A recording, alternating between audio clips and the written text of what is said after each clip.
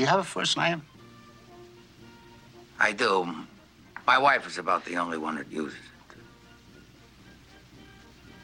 Well, we have similar jobs in a way. I wear a uniform. You wear I suppose you could call that a uniform.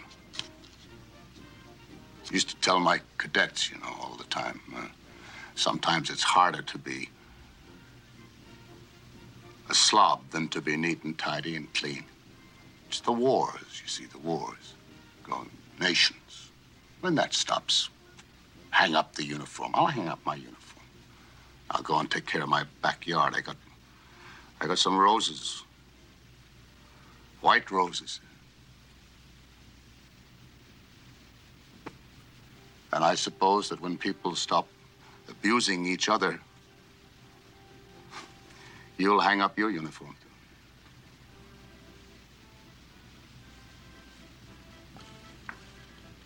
This is a first-rate cigar.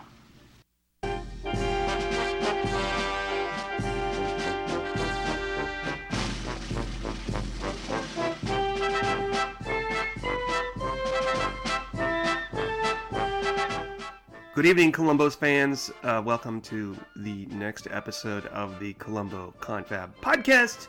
This is Sean. And Steve.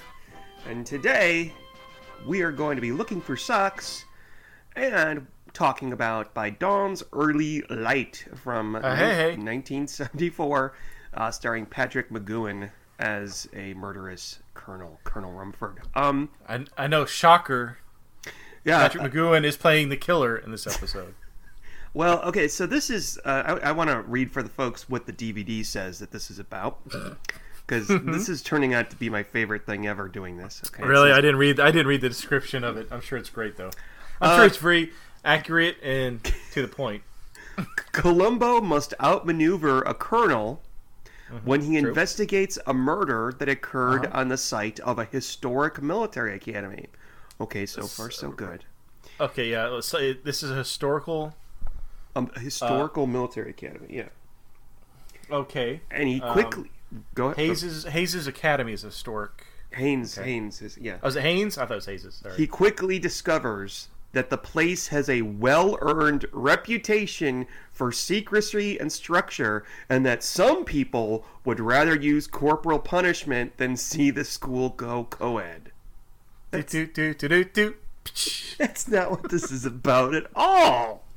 Well, that's a part of the episode. I mean, it's it doesn't have a well-earned reputation for secrecy and structure. Yeah. The guy is... we'll talk about this a little more, I guess. Yeah, so Patrick McGoohan.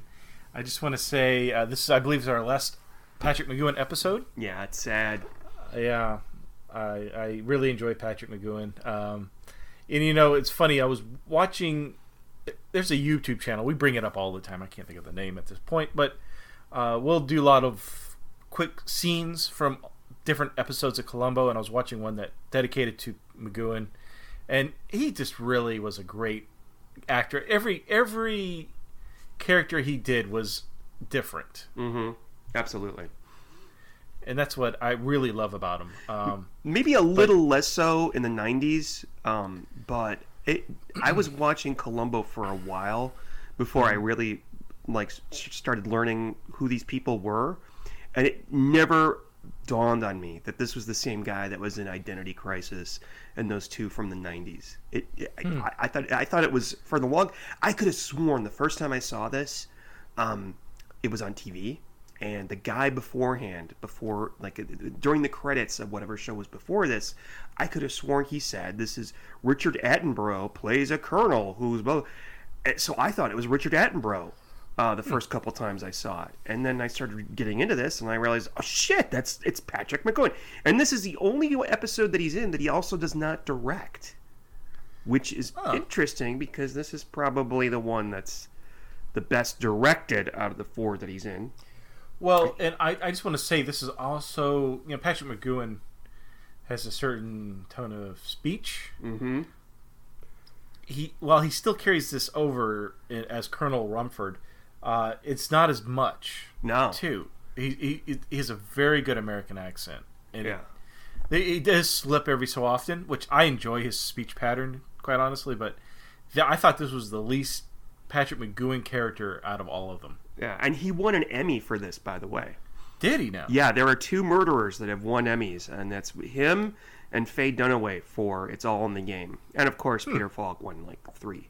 So, that's saying something right there, I guess. Wow.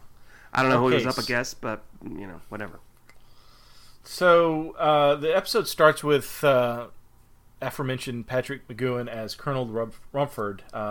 We see him taking apart an artillery shell. Mm-hmm. Not sure what's going on, but it's very, what's the word I'm looking for? Clinical, precise. Yeah. Relaxing, AMSR-inducing. Maybe, yes, I guess you could see that. But what he's doing is he's taking out, I guess, the gunpowder. Yeah. Out of the shell, and he's placing C4 in it, so it'll explode. Uh-huh. I thought it would explode with gunpowder, but I guess that's not true. That's what I was going to ask you. So, why take out the gunpowder? What would that have done? I just don't. I guess it would not have made it explode. It probably would have exploded, but not as much as he needed it to. Oh, you know what? I bet you, because obviously we're not gun or artillery people, that we can explain this. But I think the gunpowder was probably what fires the shell out of the cannon. So that would prevent it from being ejected outside of the cannon. Of course, we got later. He stuffs, but I think that's what gunpowder does. I think that is probably, whereas just C4 explosives just make it explode. Okay, interesting. And I thought of when he was playing with the putty, put it inside the shell. I had flashbacks to Caddyshack, where the what's the guy? What was the character's name who was going after the gopher? Bill Murray. I don't know. Bill Murray, Bill Murray. But he was playing. What's the character's name? But you remember what I'm talking about. He was making little little squirrels and rabbits out of C4. I'm sorry. It's okay. I'm finding humor in something that wasn't very humorous. Well, I didn't. It's been a long time since I saw that movie, and I've never seen it sober, so I don't remember very much about it. You probably were better off. Yeah. Does it age well, that movie? I actually saw it not too long ago, about a month ago on Netflix, and I enjoyed it. Okay. But I was drinking, so okay. It's kind of funny. It's a film that doesn't feel like it really has a plot point. Like there's multiple plot points going on, and I think it's Harold Ramis's first film as well. But it's very disconjointed. It's like there's too many stories going on at once. And why are we talking about this? Let's talk about Columbo. Yeah. Okay. Yeah. Oh my God. So he puts this artillery shell in a locked. Is it a foot locker? I don't know what it's a case, and then he goes out very early in the morning in the dawn. By dawn's early light. Yeah, yes. By dawn's early light, and stuffs a rag down the down into the mouth cannon. of the cannon, not the mouth of the cannon, the barrel of the cannon. Barrel, yeah. Okay. Voila. All right. So he turns out that it's Founders Day at the military academy. Oh, and we should mention that he also stops. And he saw something that the first time they showed it, I didn't know what the hell it was. I'm like, what? I know what this is supposed to be, but it doesn't look like it. It's a jug of cider that's hanging out of one of the cadets' windows. Okay, because I don't know why they don't make toilet wine. Be so much. Yeah. So I don't know why they hang it out the window. I don't either. I was going to ask you because in our previous podcast. Joking aside, we actually do discuss toilet wine for some reason. I don't know how that came up, but it's been kind of an insider joke for us. But you described to me what toilet wine was, and I was hoping you would tell me what they were doing with the cider to ferment it. It has to be at night. I don't know. I don't know. The thing is, I understand if they were hanging it out the window to hide it, but it's hanging out like it's just in midair, hanging off the top of a window. Because you could take it and put it on a string, and then put it down the side of the window to hide it from anybody in the room that's searching for it. No, duh. Yeah. But we find out later on that it's in a vacant room of the military academy. So I don't know. I don't understand why it was hanging there. Right. I don't know. But yeah, I'd love if someone would let us know what the process is, so I can do it at home. Anyways, so Colonel Rumford, sabotages the cannon early in the morning before anybody's up, and that's when he notices this, which will be a clue. And I know, Sean, you love clues. I love clues. Yes. So this is going to be an incriminating thing against the colonel later, and I think it's important. He then goes back to bed. By the way. Oh yeah, well sure, and I like that he's woken up by his bottle boy. Is that the word? His boodle boy. Boodle boy. Thank you, bottle boodle. But anyways, boodle boy, and his name is Miller, Jonathan B. Miller. I like it. Like the way McGoohan plays this character is he's such a. Oh, I think we've all either had a boss or a teacher or somebody who's in charge like this, who's just by the book and just an anal retentive MFer. Yeah. And this guy, he's just, he's got to sip the coffee before he lets this poor kid go, and it's the way he even fucking sips the coffee. He's the kid standing there with the tray, staring straight ahead, and McGoohan picks up the coffee, glaring at this kid as if the coffee is not good, he's gonna get a splash in the kid's. He's gonna splash it in the kid's face. Yeah, he's gonna yell at him. Yeah, exactly. Oh, not only that, did you notice? When he picks up the pot of coffee, it looks like it's quite a bit of weight, because you can see the cadet. It bounces his, it goes up a little because he's got the weight removed. So he's holding that thing of coffee still at attention, and it's got to weigh at least a couple of pounds. Mm-hmm. And I'm thinking, dear Lord, like, what do you have to do to get that honor? What kind of punishment is that? Yeah, exactly. But yeah, so you do learn that Colonel Rumford is a bit of a douche. He likes to issue out punishment. Not somebody you want to be around at all. But there's another person. There's another person that we don't want to be around that shows up shortly. The colonel goes. Don't talk about Miss Brady. I mean, she's nice. She was nice. She has a very beautiful filing system. The colonel's secretary is Miss Brady. He goes to his office, and since it's Founders Day, Mr. William Haynes is going to be there. Mr. William Haynes is the grandson of the man who founded this academy, I guess. Yeah, it's implied that he drove all the way from I don't remember where, someplace not close by, and he's in advertising. He is not in the military like his father and grandfather before him, we assume. And he, I didn't get that it was in advertising. That's interesting. Okay. Yeah, because Rumford says you're, like you shell he said plastic in your plastic world of advertising, and it is people like you, William, that made this country a moral junkyard. Yes. So basically we know as soon as this guy walks on screen, he's going to die in the next 10 to 15 minutes. Actually, it doesn't take him that long to die. It's a quick one. And he intends to take the academy. He's presumably, I guess, the owner, or he's on the board of the chairman. Yeah. He has some influence. But he wants to turn attendance is down. I think what he said, like 6,000. It can hold the academy can hold 6,000 boys, 6,000 boys, but there's only like 1,100.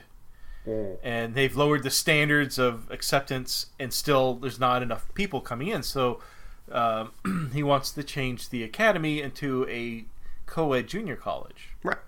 Because they think, that'll bring in more money. I still have to say though, this academy is still much better than the one that we saw in that '90s episode. Mm-hmm. Remember that one, Grand Deceptions, where it was just Grand basically Deception, yeah. Yeah. So I was going to bring that up later, but since you brought it up now, so do you think? I mean, the result is the school is eventually going to get closed. Yeah. don't have to think too far ahead. Obviously, Patrick McGoohan's character gets caught, so the school closes. So, are you familiar with the term butterfly effect? Yes. Okay, so that basically means a butterfly off the plains in, I don't know, somewhere in South America will cause a windstorm, off the coast of, I don't know, Texas or something like that. It's just a little minor movements from one thing. It's exaggerated later down. So, do you think the butterfly effect here is that the academy closes down, and that ends up opening the first foundation training school, which is the name from Great Deception, and that Colonel Frank Braley comes into power, ends up, killing that one sergeant person. Do you think that's all because of this episode? This is the accumulation of that effect? Yes. Because if the academy didn't close down, there would have never have been this school, because it would have been probably the premier academy for military. Yeah, it doesn't look like that bad of a school, actually. It looks like it's a really good military academy. Not that I don't know anything about military academies, but it was filmed, fun fact, not in L.A. or in California, but in South Carolina at a place called the Citadel. So in your theory, they would, once the academy closes down, they raise it to the ground, and then they build whatever it is that they have in Grand Deceptions. Oh, and there's a think tank nearby, too. Right. So, I don't know, just speculation. I was going to save it for later, but all right, there you go. William wants to close it, open up a co-ed junior college, but this whole time, you get the impression, I think it's not the impression, it's specifically pointed out to us that Colonel Rumford and William do not get along at all. No, they have differing opinions Yeah. on how to run the school.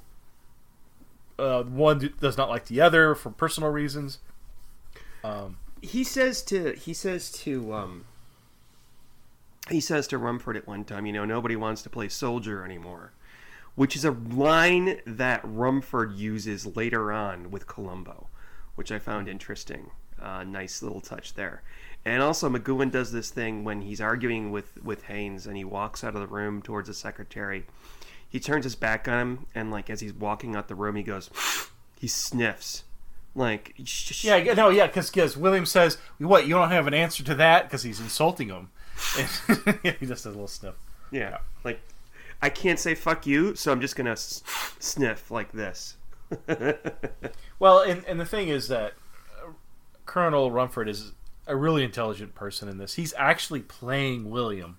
Mm-hmm. He knows what's going to get him to respond a certain way, so he uses that. Even has a file, we found out later, on William about how he's so argumentative that it's predictable, and that you can use that against him.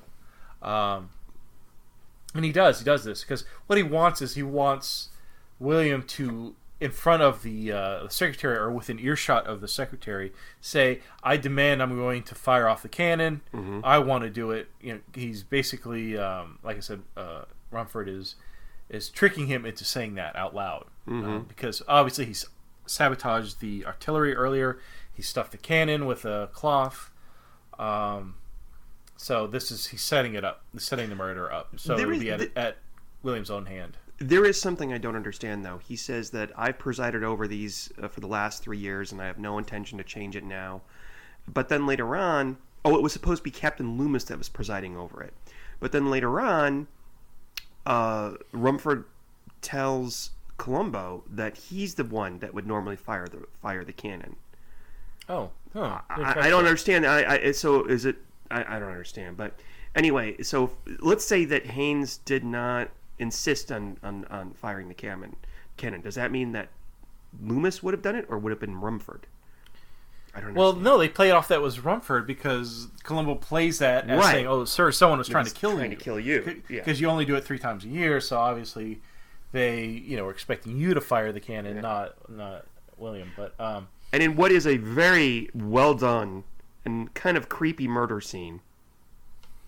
watching from Watching from the background. Is that what you're gonna say? No. Oh yeah. Haynes walks up to there, and the music actually changes. We have the beating of drums, and then we have the music has this chord, boom, boom, that gets a little bit faster, like a heartbeat, as he's approaching the cannon. Not quite like a heartbeat, but it explodes, and we just get to see Colonel Rumford watching from the side. Who's more of a jerk here? Do you think Rumford or William? Because William, when he's got that suit on, that Herb Tarlick suit on. What's an Herb Tarlick? If you know what that is. But he's got this ugly business suit on, smacking on a piece of gum. And smoking at the same time. Yeah, just a really... Oh, he's worse. He just was a... You think he's worse? Who would you rather deal with? Oh, I'd rather deal with Rumford. Well, you know what? I mean... Haynes was a businessman, and he knew that he wanted to turn a profit, and he wasn't turning a profit with this place, so it had to be turned into a school, a regular school. But Rumford, I don't understand. But why did Rumford think killing him would change the board's? Did he think he had such an insight and a relationship with the board members that he could steer them away from doing the Kuwait thing? That's a good question. I'm really glad that they didn't go into that, because it would have been some really boring padding. But I think we can assume that each of them had control over the board to a certain extent, and maybe Haynes had more control over the board, or maybe Haynes had a controlling vote or a majority vote, or something, like the shareholders, like, maybe he owned 52% of it, and, his vote would count more than, I don't know. So, but now it guarantees that the military academy will stay open, and Colonel Rumford just, you ever see the Shawshank Redemption? Yes. You know how, like, when these guys, they go into it a little bit, like, there's one guy who leaves, and then, like, he can't stand it, like, being on the outside, so he kills himself. Mm-hmm. I think that's a little bit about what Colonel Rumford is like. I think Colonel Rumford knows that it's inevitable. You know what? Maybe he doesn't think that. Maybe he does think that eventually somebody's going to want to come and be in his little academy. Well, he even says that this academy is there's America has hundreds of enemies, unknown enemies, or something to that effect, and that it's places like this that keep this country great and safe. Mm-hmm. I truly believe he believes that. I don't think this is just a job for him. I think he's protecting this academy for what he thinks is the right reasons. I don't think he's doing it maliciously. He's just taking out the person that's going to remove the academy. And he's also maybe a little bit delusional too. Oh yeah. Yeah. Despite the fact that he's actually pretty brilliant and a hard ass, but yeah. Hard ass. That's the word I was looking for earlier. But yeah, so you see him. He's watching like a distance away by the steps of a building. You can just feel the anticipation on his end as he's watching William walk up to the cannon and pulls that cord. And they do a really good job. While they don't show the explosion or the aftermath, they just show him pull the cord. You see a flash, and that's all you see. And the screaming and yelling of the crowd, and But I find it interesting. How is it not possible? Okay, yes, I can see William being just like mutilated from the explosion.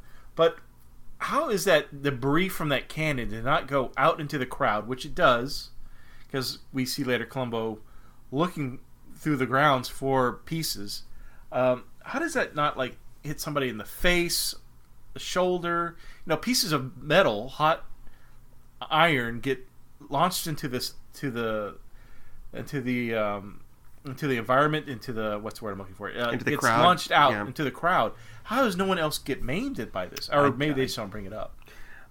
I don't know. It's way out in the middle of a clearing. I think maybe some of the soldiers. I don't know. It's a very good question. I never thought of that. But I can see how it could kill him almost instantly, like an explosion like that. Did the trick. My problem, and I didn't even think about this until now, is that I think if he replaced the gunpowder with C4, isn't that a little obvious? Well, I guess he was hoping nobody as meticulous as Columbo would show up looking for a thing like that. I guess I don't know. I thought that would be like standard operating procedure, no matter who was investigating it. Anyway, but it's supposed to look like an accident. It's supposed to look like an accident anyway. They even bring that up. It was an old cannon from World War II. It was bound to happen eventually. They fired off 3 times a day or something. It was bound to happen eventually, and this is unfortunately it happened. And I'm like, well, if that was the mode of thought, why would you even use an old antique cannon in the first place? Like, use it as a decorative lawn piece or something. I don't know. So, Columbo finds a dirty rag out on the lawn and in among the debris. Yeah. And in a rather, to me, almost humorous scene, this is done so well. They're going to have a little chapel, a little service, impromptu service in the chapel for. Well, before we go there, can we discuss how Rumford sees Columbo going through the ground? Oh yes, and he says, "Sir, you need to get off the lawn. This is police business." And he goes up to one of the police officers and says, "You need to remove this person." And they go, "Oh no, that's Lieutenant Columbo. He's in charge of this investigation." I think it's so Bruce right off Kirby. The bat. That's Lieutenant Columbo. Yeah. And so I think it's funny because Columbo is always disregarded as a police officer. He doesn't dress the part. Mm-hmm. And I think there's even a line later in the episode where Rumford says, being messy is almost as hard as being clean and tidy. Mm-hmm. Because he's trying to get Columbo to favor him. But anyways, I thought that was interesting. I thought it was funny. A funny scene. So yeah, you see Columbo digging through the yard or the lawn. And we see Sergeant. We call him Sergeant Kirby. That's not the character's name. That's the actor's name. His actor's last name is Kirby. I always call him Sergeant Kirby. I think that's perfect. What's his? It's Kramer. Sergeant Kramer. This is apparently his first appearance in Columbo, according to something that I read just now. And I don't think they gave him a name. I think he was just the sergeant at this point. Yeah. Did you know any kind of fun trivia about this episode and Bruce Kirby? No? Okay. That specifically, or do you have something more? Oh, no. His son is in this. No. Bruno Kirby is his son, and he plays Cadet Morgan. Who really? The one with the dark hair. Fuck out. The guy that was in When Harry Met Sally and a bunch of other stuff that I can't think of. He's dead now. He died. I did not know. Well, I didn't know. Well, I didn't know both of those things, but this was his first thing. I didn't know that was his father. Yeah, this is the first thing that Bruno Kirby was ever in. And I don't think it's pretty obvious he got the job because his father was in it, probably. Or maybe his father got the job because he was in it. Probably is the other way around because this is maybe Bruno got a 2-for-1 thing. paying the salary. I don't know. So but no, I did not know that. This is Bruno Kirby's first film or first bit of work. I don't know. So I like and I think this is probably the last episode we see him. I mean, the one that I think of him predominantly when I think of Sergeant Kirby or a.k.a. Sergeant Kramer, I think of Commodore's. What's the name? The Last Salute to the Commodore. Last Salute, yes. Yeah, which is immediately after this. Yes. Is it? Yeah. Oh, okay. It's the other one on the disc. But I always like seeing Sergeant Kirby. He's not a regular you see all the time, but when you do, it's fun to see a recurring character. I think we're going to see some more of him. I don't know for sure, but really? I think we're going to see some more from him. I can't think specifically in what episodes, but I don't know. We'll see. We go to the church. We go to the chapel. And can I just talk about the direction of this scene? The first half of it, the whole conversation is taking place with the main actor's backs towards the camera. Rumford stays straightforward the whole time. Columbo at some point turns to his left so we get his profile. And then all the movement at that point is all the cadets coming in from the background to the foreground. And that's such an unusual shot to do it that way. And eventually the camera does break the 180 degree barrier and comes to the front of them.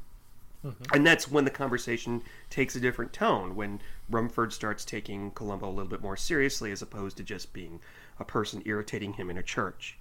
So,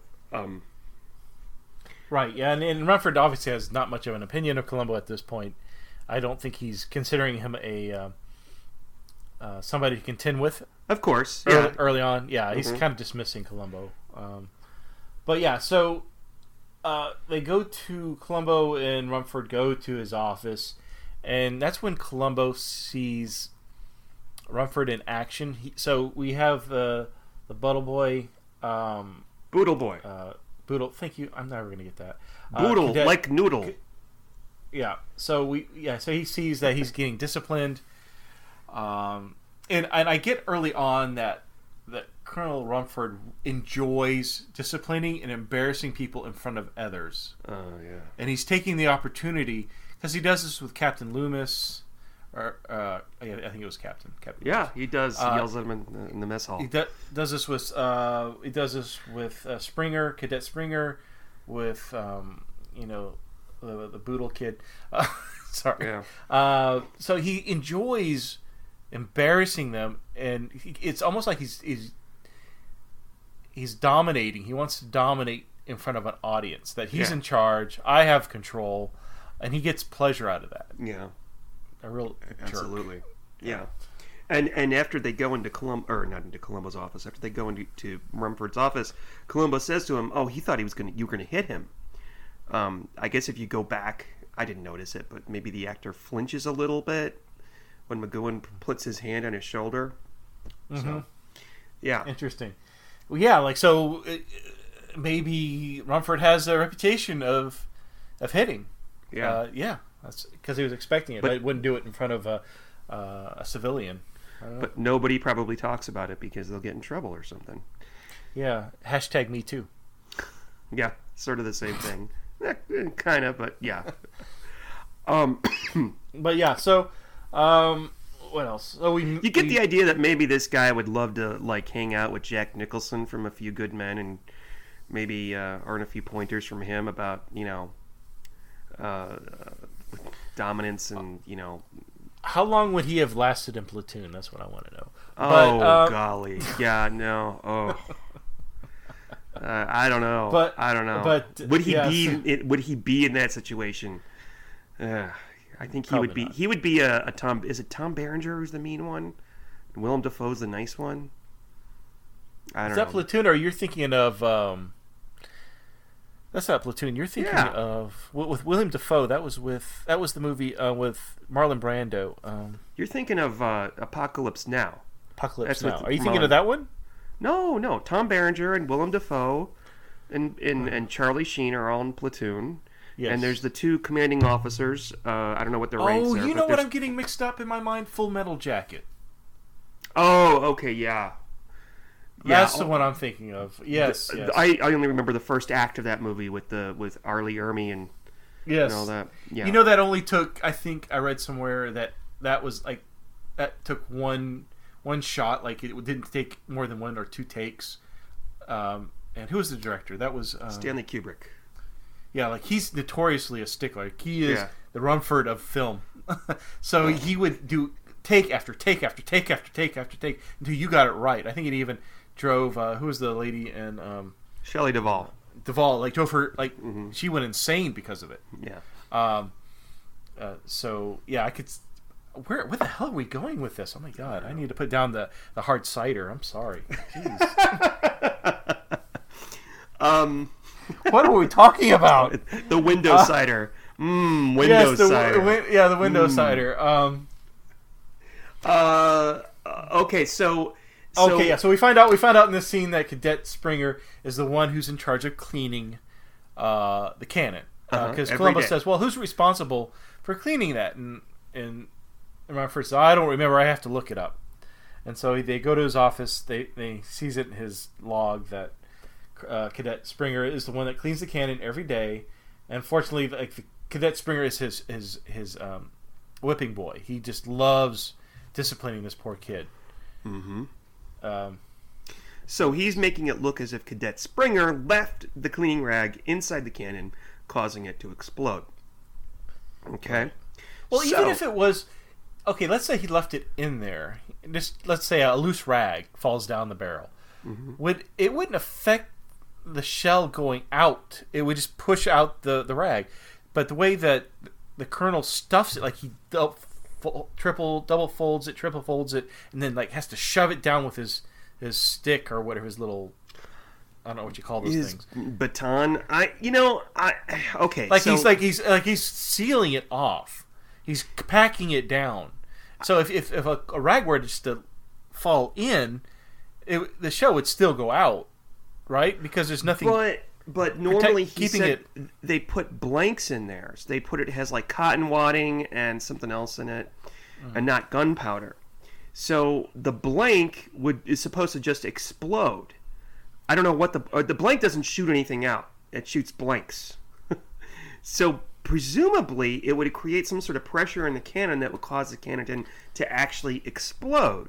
Right, the C4 to hit. And then go off. Which I don't know why that wouldn't have occurred to anybody immediately. Like, if this was a blank, it shouldn't have exploded like that. But there's nobody that really suspects that it wasn't an accident. No one thinks it's foul play. Yeah. So it makes sense that that's not investigated until Columbo actually calls the ballistics guy at 3:00 in the morning later on in the episode. Right. That's funny. So, yeah. But Cadet Springer's like, this is not. I did not leave that rag in there. Like he identifies the rag almost immediately. He cleans the cannon every single night, but he did not leave it in there the night before. He's very adamant about that. Right. And he's positive he didn't do it. Now, have you ever been accused of making a mistake when you know you didn't do the mistake because you've done this thing so many times? It's like automatic for you. That's initially sure. What I thought. Like, don't pick on. He's just unflappable. He's not acting like a guilty kid at all. He's obviously. Well, and I feel like the kid had more to say. That really bothered me. I think it obviously bothered Columbo. Columbo was hoping to get something out of Cadet Springer, saying, "Hey, what's your personal opinion on the colonel? What do you think?" And the kid would not say anything. He was. Yeah, they're terrified of him. They're afraid that if they say anything bad, it's going to come back to them. It's going to come back to the colonel, and then they'll get they'll have to scrub the courtyard with a toothbrush. God, could you imagine? Oh my God.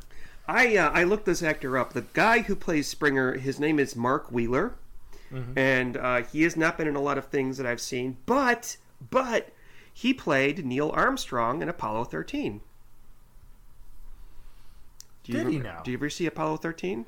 Is that the one with Tom Hanks? Tom Hanks and Bill Paxton and Gary Sinise and Kevin Bacon.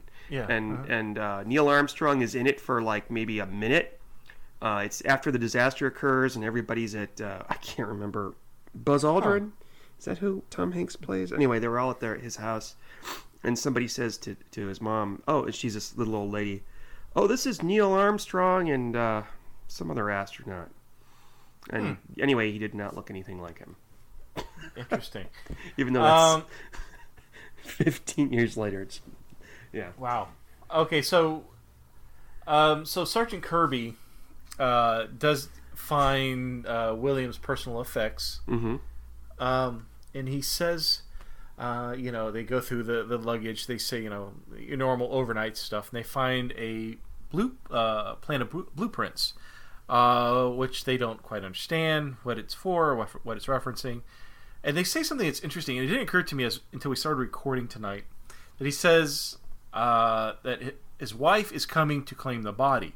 Now, I thought, I have seen this episode before, and I thought, and maybe I'm thinking of another episode itself, but I thought the wife comes in and starts making a fuss about, the husband not, what happened to him, it was murder, trying to push Columbo into that.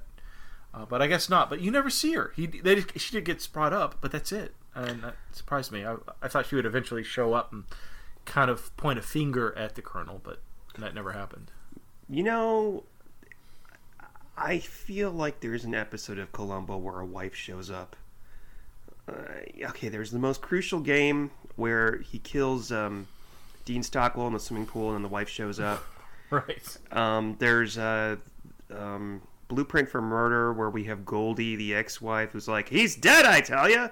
Because Goldie, yes. Bo Williamson he doesn't... I love Goldie. Hello, lover. That's exactly how she says it. Hello, lover. Smoky breath. Yeah. But there's something else in that is that they find a one-page blueprint in Haynes's trunk. And it's, Columbo points out, it says page 3 of 3, and it's got a staple hole in the corner. But they never explain what happened to the other 2 pages, unless I'm not remembering. And why would he bring only 1 page out of 3? Yeah, I don't understand that. They don't mention anything more about that until later on. And I mean, they don't explain what happened to the other 2 pages, unless I missed something. Yeah. So Columbo, it's so funny. It's Sergeant Kirby and the other officers want to leave. They had to travel out to get there. It's Sunday. They want to go home to be with their families. They don't want to be there. And they're like, well, where's Columbo? And Kirby's like, I don't know. He just wanders off and does his own thing. So they see Columbo, and that's when Kirby tells them, hey, we found these artifacts. These like it's a video game. Yeah. Sorry. Found these personal effects of William. But as Columbo's like, okay, you guys can leave. He starts walking away, looking. Which, by the way, he cannot find himself around this campus. He is so confused by the layout of this campus. So he had to get a map from Mrs. Brady. But as soon as that blueprint comes out, Columbo's like, "What's that? What do you have there? What is that?" And so he picks up on that immediately, which I thought was funny. But yeah, Columbo cannot find his way around. As a matter of fact, it's a running joke that wherever he goes, someone says, "I'll meet you at the mess hall," or "I'll meet you at the barracks," or "I'll meet you at." He's like, "Where's that?" And he has to ask everybody as he's walking. He has to. And some of these kids won't even talk to them because they're not allowed to talk. Yeah. Not allowed to talk, sir. It's over there, sir. God. I don't think that's a normal he thing. Kind of points. I don't know. Yeah. I don't know. I didn't go to military school. Did you? No. What'd you think? You seem like you're the type that got in trouble a lot, so you may have. So. I did think about going there for maybe when I was in 7th grade. My grandpa almost talked me into going. And I think life would have been a lot different for me if I had. But, yeah. All right. So, my Columbo, cousin got to be the military guy. I'm sorry. Go ahead. What? So Columbo is looking for Cadet Springer to interview him. Interrogate sounds more harsh. He's just wanting to ask Springer a few questions. And, of course, Springer doesn't really offer up anything. He's very, very hidden in his responses. And I really got the feeling that Springer was kind of your normal, everyday teenage punk kid. Mm-hmm. Like, he was just a little shit. I'm sure we all run into these kids at Hot Topic and other stores like that.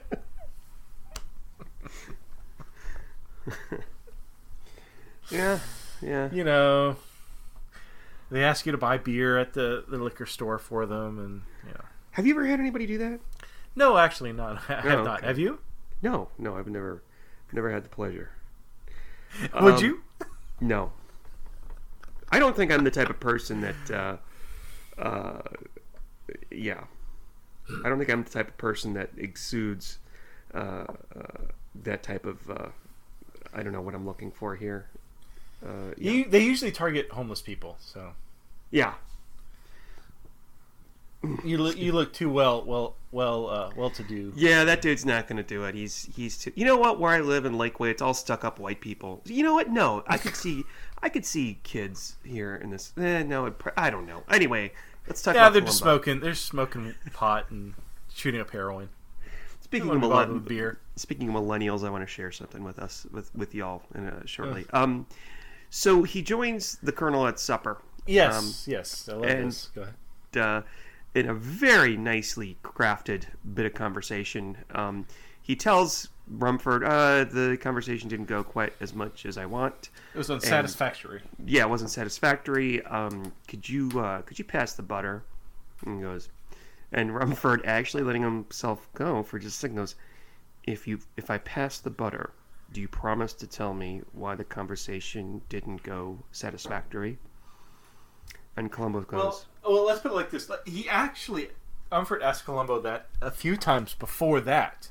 Because Columbo says it almost immediately. How'd your interview with Springer go? And he goes, well, it was, it wasn't very satisfactory. And then he starts talking. And then Rumford asks again, okay, can you pass the bread, please? So he passes the bread. What exactly did you find unsatisfactory with Springer? And Columbo goes, oh, he talks about something else.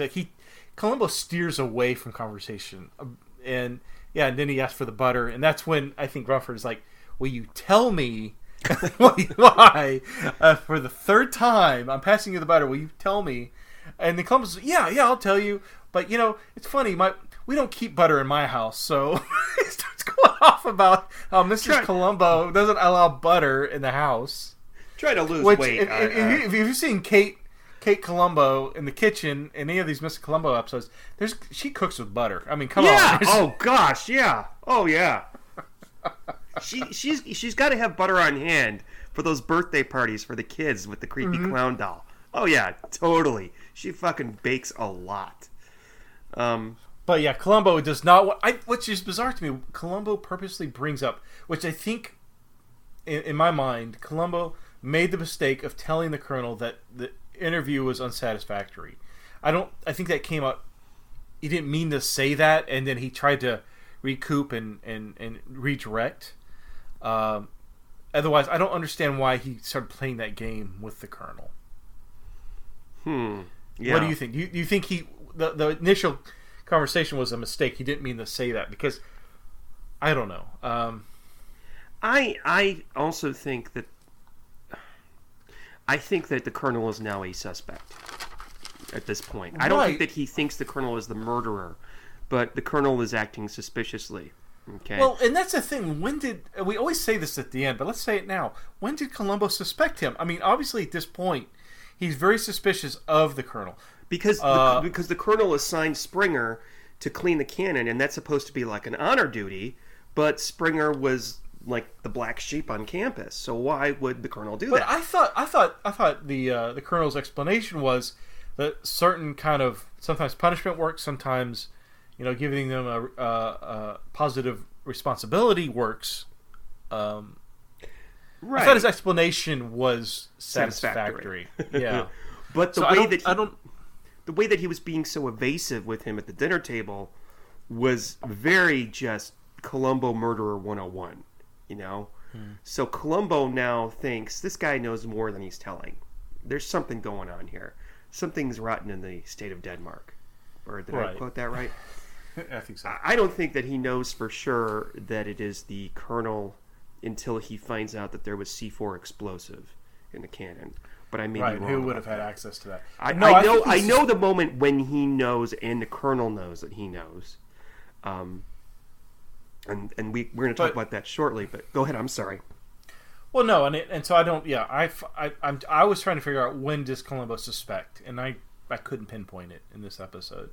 But I thought it was funny while Columbo starts asking the Colonel questions at the dinner table, and I guess at this point the Colonel feels uncomfortable, and he even says, "I'm going to retire early. I'm going to leave now." But before he does that, these kids are fooling around, and there's one that's juggling apples. Yes. And he goes. And so he's talking to Columbo, and all of a sudden he just barks out of nowhere, no warning. He says, "Attention!" He just yells at this kid juggling apples.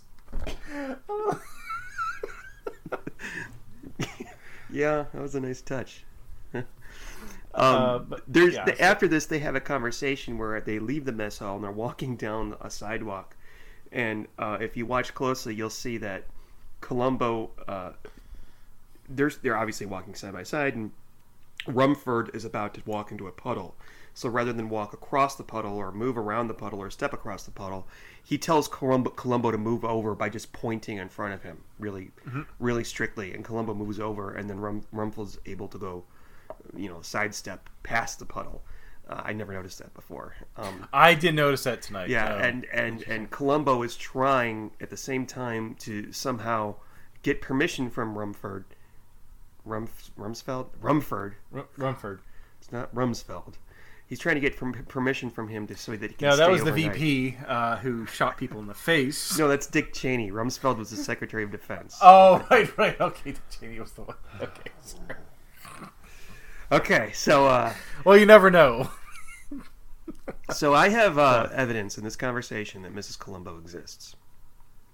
Okay. Because of the butter thing? No, not because of the butter, but the conversation after the mess hall when they're walking down the sidewalk. Okay. Okay, Go Columbo on. asks I'm listening. him. I'm listening. He asks him if he can stay overnight at the academy.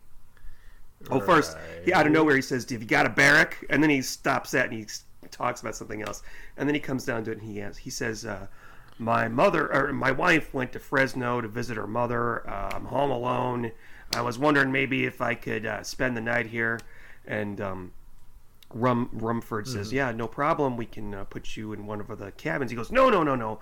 I want to stay with the kids. See what it's like." Okay. Oh, he also forgot to mention that when he leaves the dinner table, Columbo steals several dinner rolls as well. Yes, I love that.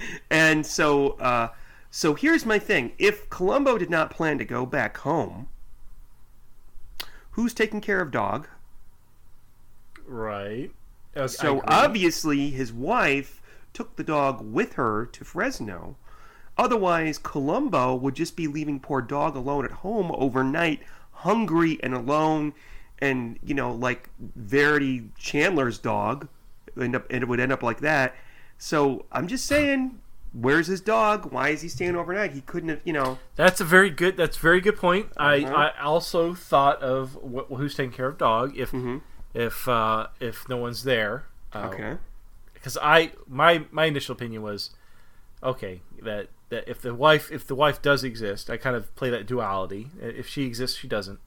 But if she does exist, Dog is left alone. Who's taking care of him if Columbo's staying here? So I can see where you're going with that. That's very, very good. I don't know if that's a convincing argument that she does exist, but okay. Well, score one for me. It is that. Yeah, there you go. Okay. Me and everybody else in the world. It's not true. We've gotten some fan mail that some people agree with me. All right. So he takes up in a bunk. Which also interesting enough, next episode is when they go on the cruise. But anyways. Hey, could be. It's a 1 in 17 chance, I think. So he goes into the bunk. He bunks next door to Private Morgan, played by Bruno Kirby. And yes.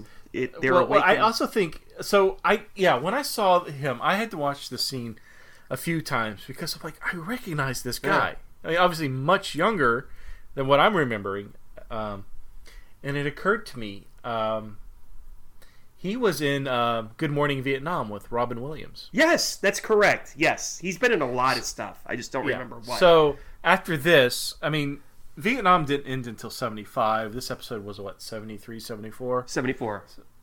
So obviously he went to Vietnam after this and met Robin Williams and did a radio show.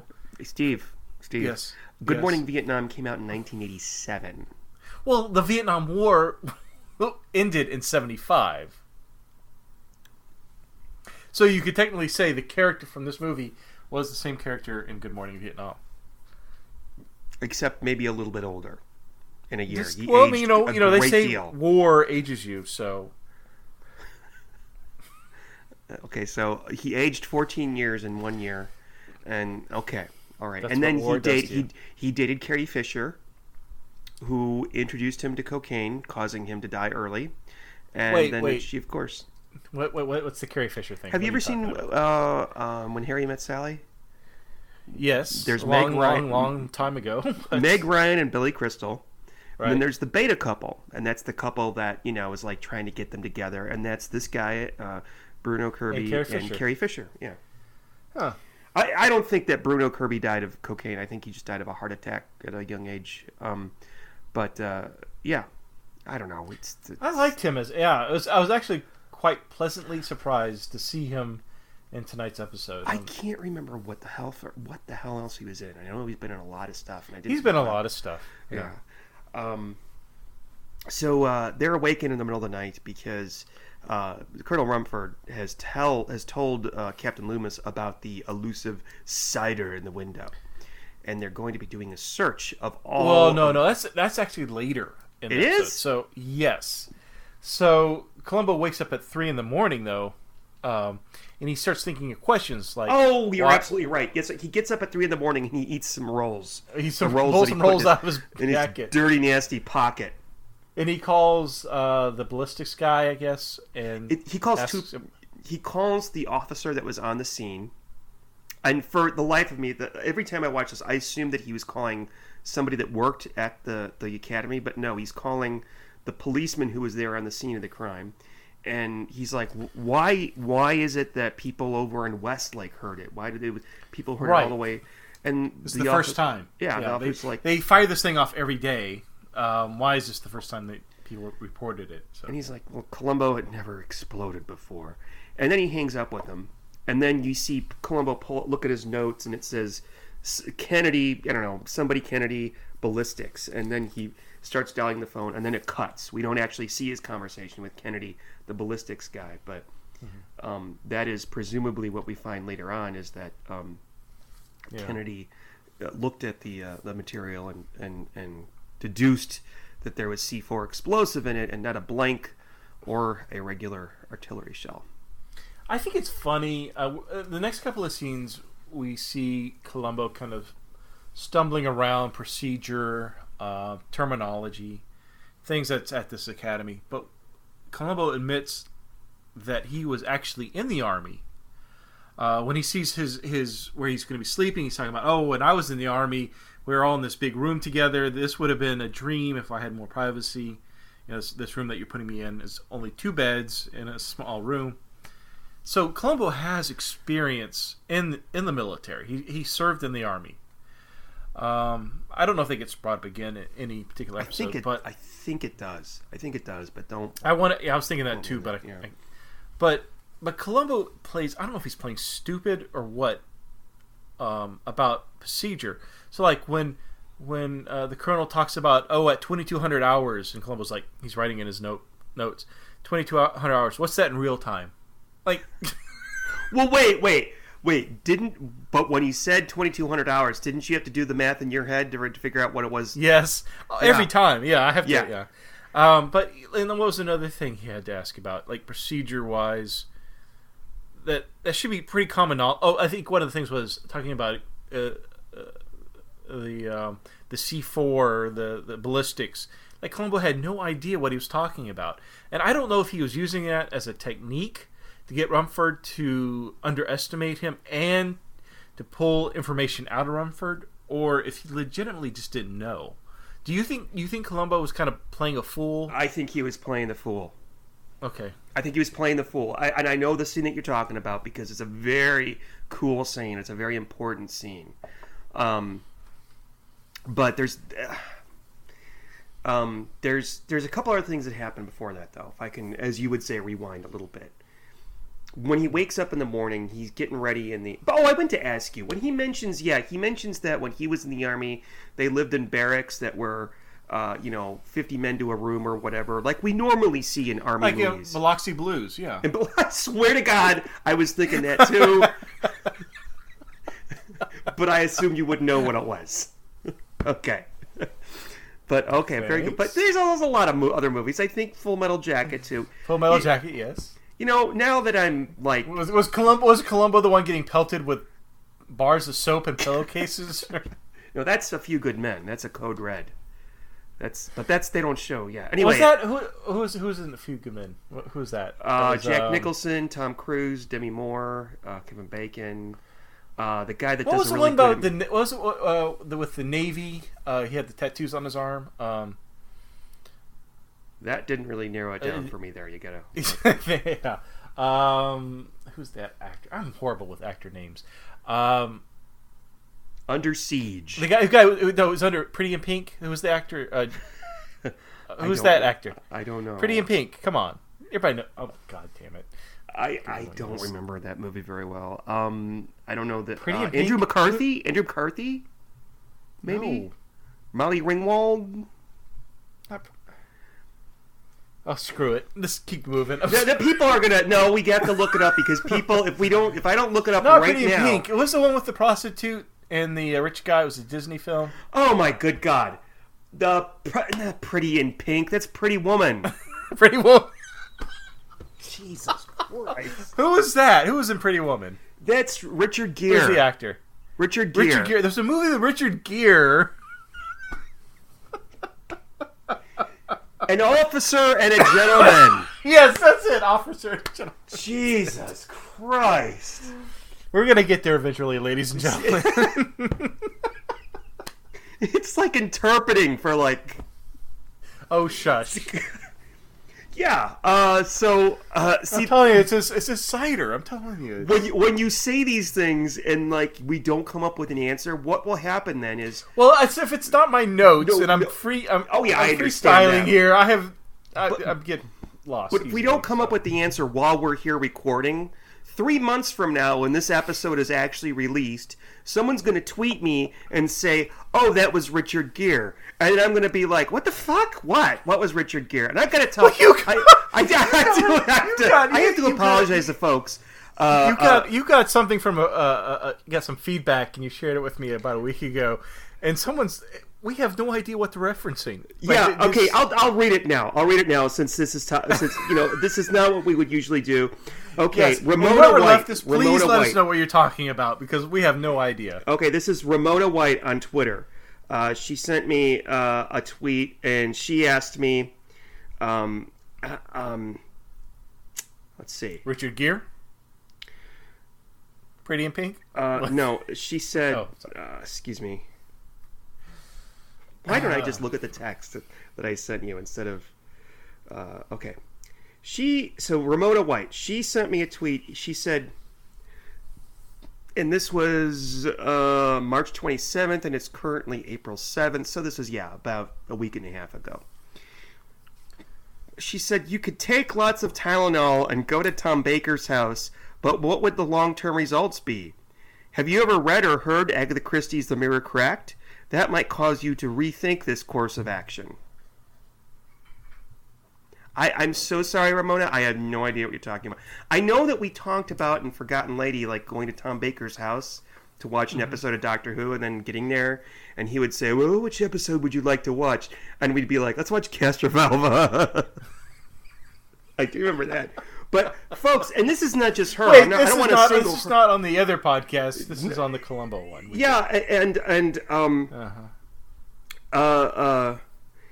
This is not just her. I just have to say, there's people that just say things to me on Twitter, and sometimes I'll be drunk, or I'll be at work, or I'll be doing something, all of a sudden I get this thing, and I don't know what you're talking about. Like, I have to really think about what they're talking about. So, yeah, I lots of Tylenol, I don't know. But Ramona, if you want to, tweet us again and explain what you meant, that's fine. Where were we? Oh, yes. I don't know.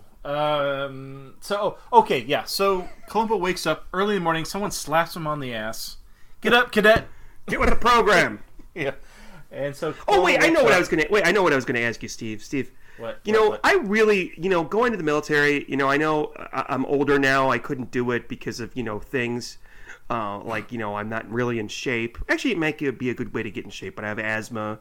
I don't have flat feet Well, like the Dexter twins. Usually if you wanted to join like a health weight program, cost you $600 for 3 months, you could join the army and you would do it for free. So. Yeah. But one thing about being in the military... What's that from? Do you know what that's from? No. Neither do I. I was kind of hoping you'd tell me. It was John Candy and Stripes. Oh, okay. I've never seen Stripes. What? Really? No, I've never seen Stripes, no. Huh. Oh, you should see that. Another Harold Ramis film. So you would I really don't mind sleeping in a room with 50 other men. Let's just say 50 other people. Okay. And then, nowadays, I would never want to shower with another person. I mean, even a loved one, like one's partner. No, it's just not. You don't. And I can't imagine doing it with a room full of strangers either. I just can't. There would be... But when I was younger, maybe differently, but there's one Army thing that I just cannot do. There's nothing... I mean, I don't care about the crawling in the mud. I don't care about getting an asthma attack from having... I don't care about being yelled at by Arlie Ermy or Colonel Rumford or something. But what I'm talking about is the exposed toilets. I could never, in my life. Oh, yes. Take a crap. Oh, no, we've had out this in the conversation before on the other podcast. Let's go ahead and bring it forward. When I'm at work and I'm using the toilet, not the urinal, if someone walks in, it basically shuts me down. Oh, yeah. Like, me too. Yeah. And I wait for that person to leave so I can continue what I'm doing. I don't know what it is, but I cannot do what I have to do if I think someone's listening to me. Mm-hmm. I can't do anything, and it like literally shuts me down. It's almost like if I was like a porn star that all of a sudden couldn't get it hard because everybody was staring. Yeah. I mean, I could not perform. I just cannot perform. And there's one guy in my office building who brushes his teeth. Mm-hmm. And one time he came in there while I was doing that, and it's like, fucking brush your teeth at home like everybody else. Anyway, I'm sorry. And there's always that. There are, I think, two guys out of all the jobs. There's always at least one of these that seems to hide out in one of the stalls. Like, they don't do anything. Like, they'll be sitting in there. When you get there, I'm doing my thing and I leave, and they're still sitting there, but you don't hear any sounds, nothing. I think there are people that hide in the bathroom stalls. To get away from their work? I think so. And wherever I go, there's always that one person. I think there's two of them where I'm working currently. That hide in the men's stalls. They just sit there. And they aren't doing anything. I think they're just sitting there. That's gross. That's rude and gross and inappropriate. Right. And if I can beat you, by the way, I'm not the quickest person in a stall. So if I beat you, there's something wrong with you, because I have a problem already, obviously, with people being near me. But the fact that I can finish my thing before you is there's something wrong. There's something that stinks in Denmark, or whatever you said earlier. Yeah. Rotten. Okay, so back to Columbo. Yeah, back to Columbo. This podcast is going to be longer than the actual episode. I think we're about Yeah. Instead of coffee talk, we had toilet talk. Yeah, that's exactly right. We should do that every episode. Yeah, talk about toilet talk. Yeah, well, okay, we'll have our toilet time. And now it's time for toilet time. Toilet talk. Toilet talk. Did you know that coffee makes you poo? Yeah, I did know that. And you know, if you really want to poo even more, you have a cigarette with your coffee, and that'll... No, I did not. Anyway. You know I had the best BMs after drinking the night before.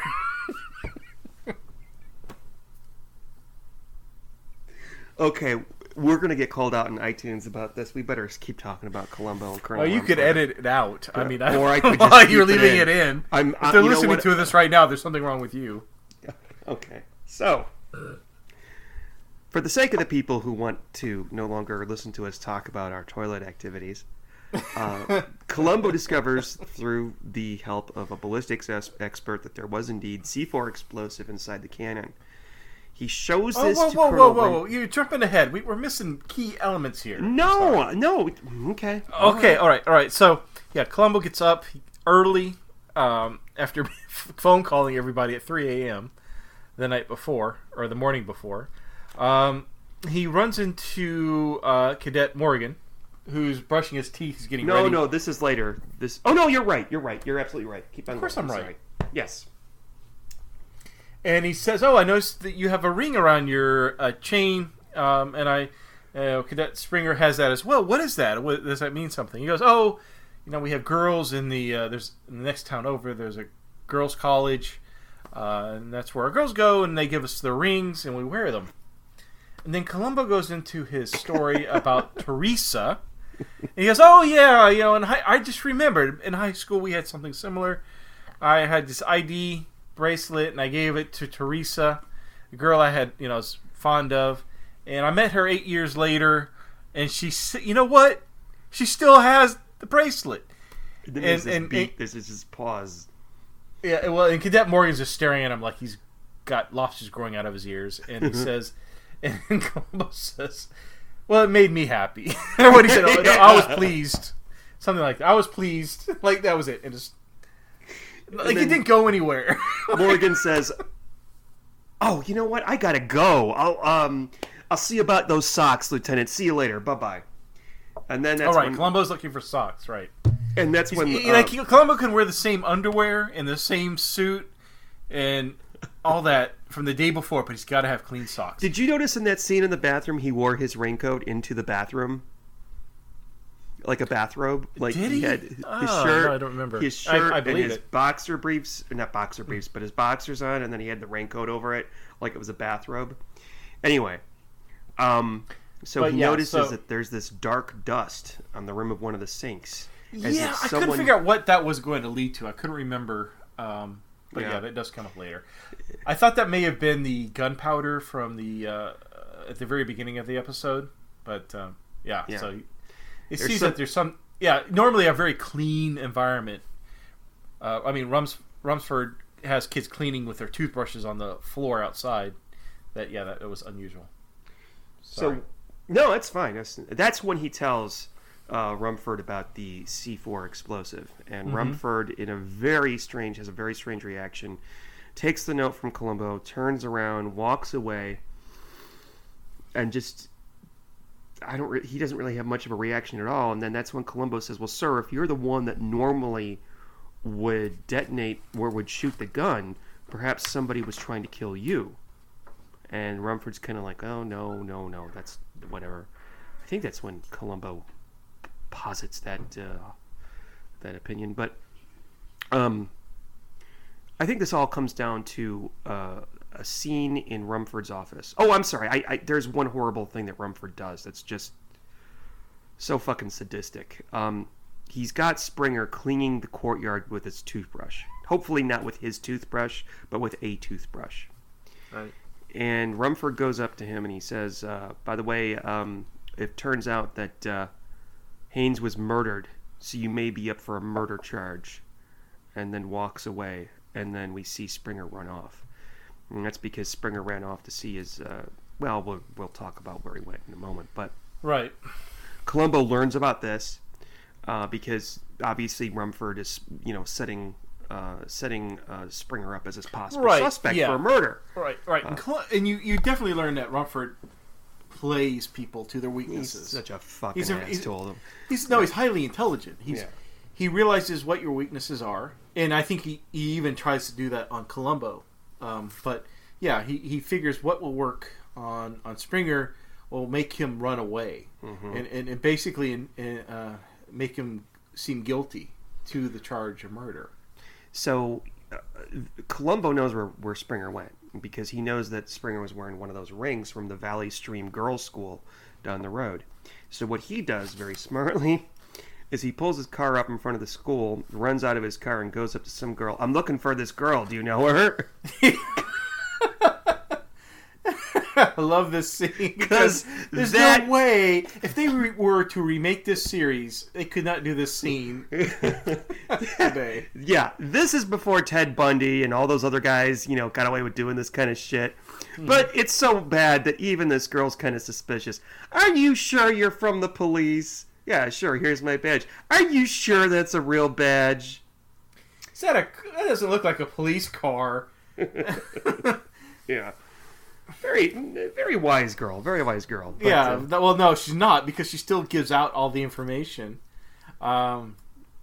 But earlier we do find out that Columbo is going through the files of Mrs. Brady. We found out she's a meticulous filer. And I think it's funny. He's going through I don't think he's actually looking for anything in the files. I think he's just using it as an opportunity to kind of talk to her. Because maybe she's seen or heard something, and that's what he's trying to figure out. And so he starts chatting her up, even though she's very reluctant to talk to Columbo about the argument that William and Rumford had earlier at the beginning of the episode, and how they didn't get along, and how it was supposed to be Rumford that was supposed to fire the cannon. If it wasn't for the fact that William insisting, then, And so that's where Columbo learns about that they didn't get along with each other. So I think that like I said, I don't know when Columbo suspected Rumford, but I think he definitely is piecing together the argument that they didn't get along and that Rumford would have something to gain with his death. So I like when Columbo asks Mrs. Brady, does my cigar smoke bother you? She goes, yes. Or well, she doesn't say yes, but she says, what did she say? I don't remember. But something, it's like, yes, it does. And I think it was just funny because he knows. He's pissed off enough, like, maids and butlers and stuff like that. Oh, yeah, this is after Mrs. Peck. He's already learned his lesson with, yeah. But when he has this next scene with Rumford, he's there with Springer. Springer leaves. And Columbo's like, well, sir, who has keys to the locker where the shell was kept? And Rumford says, well, I do. The guard of the day. The officer of the day. The officer of the day and somebody else, I can't remember. Oh, and Springer. Springer, yeah. Three keys. And he said, did anybody steal yours? No, that's impossible. Well, then who else could it have been? Is there anybody else that... And now Columbo knows. Okay? The key thing was the key thing. It was the key. So you think that was the... That was the clincher. Like, now that's it. And I think that's when I think he realizes it's Rumford. And it's pretty late in the game for Columbo to just finally clinch it. Like, you're it. But I think he does. This is when he realizes it. Well, like Rumford would say, logically, that would make sense. And I think that's what Columbo does. Logic is the battlefield of adulthood. Right. And and I think Columbo, that's Columbo's able to look at those facts and he's able to knock things away. We even seen that at the end of the episode where he's talking time. Like, well, you couldn't have seen it the day before or the night before because... Right. So Columbo's able to kind of compartmentalize facts. And if something doesn't fit, he drops it, moves on to the next fact. Yeah. And that you see that in action in this episode. But the beauty of the scene, though, is Rumford's behind his desk. Columbo clinches it. You're the murderer. And almost at the same time, Rumford realizes that Columbo knows that he's the murderer. And then he says to Columbo as he's lighting a cigar, why don't you try one of quality? And then he asks... No, that's a great scene. I do want to get to that. So I think the reason this happens is, again, Rumford, he's a very intelligent man, and he's realizing he underestimated Columbo in that scene, and I think what he's doing is he's reevaluating and changing his strategy with Columbo. Instead of keeping Columbo at a distance, calling him he makes fun of Columbo by saying, justice will be done no matter how unjust whatever. I forgot what he said, but he's making fun of Columbo and he's talking about how messy Columbo is and stuff like that. But now he's reevaluating that Columbo is on the same level as I am, and so now he's what am I trying to think of? He's complimenting, trying to be sympathetic. He's he's using empathy. It turns out he's like, oh, we're both the same. As soon as people stop hurting each other, you and I will be out of a job. But when I've got roses at home, well, if you got roses at home, dude, who's taking care of them? Because they're all dead right now. Because he asks what. But he changes his strategy with Columbo. Mm-hmm. Yeah, no, very intelligent. He's definitely. I wouldn't say Rumford was a bad military-minded person. I mean, obviously he thinks on the fly. I think it's just a really he reassesses Columbo. Other than his insistence on humiliating other people that are below him in front of others, I would say that he's and the fact that he killed a guy. I'd say that he's actually a pretty decent person, if I may say so. Probably, yeah. Well, he's doing what he thinks is right, but we're getting ahead of ourselves. So, yeah, one of the things Columbo cannot figure out is from these blueprints, he's finally able to kind of figure out what it's saying. He's seeing it has to do with a new gym, but he can't figure out why. Where's the new gym? Why would William have these blueprints for a new gym, and so that's an ongoing thing. I think it's funny that at one point he's on the sidewalk trying to figure out. Oh, he's located the building, but he stops a military march or whatever. That was kind of humorous. Mm-hmm. Oh, shouldn't there be a door here? That type of thing.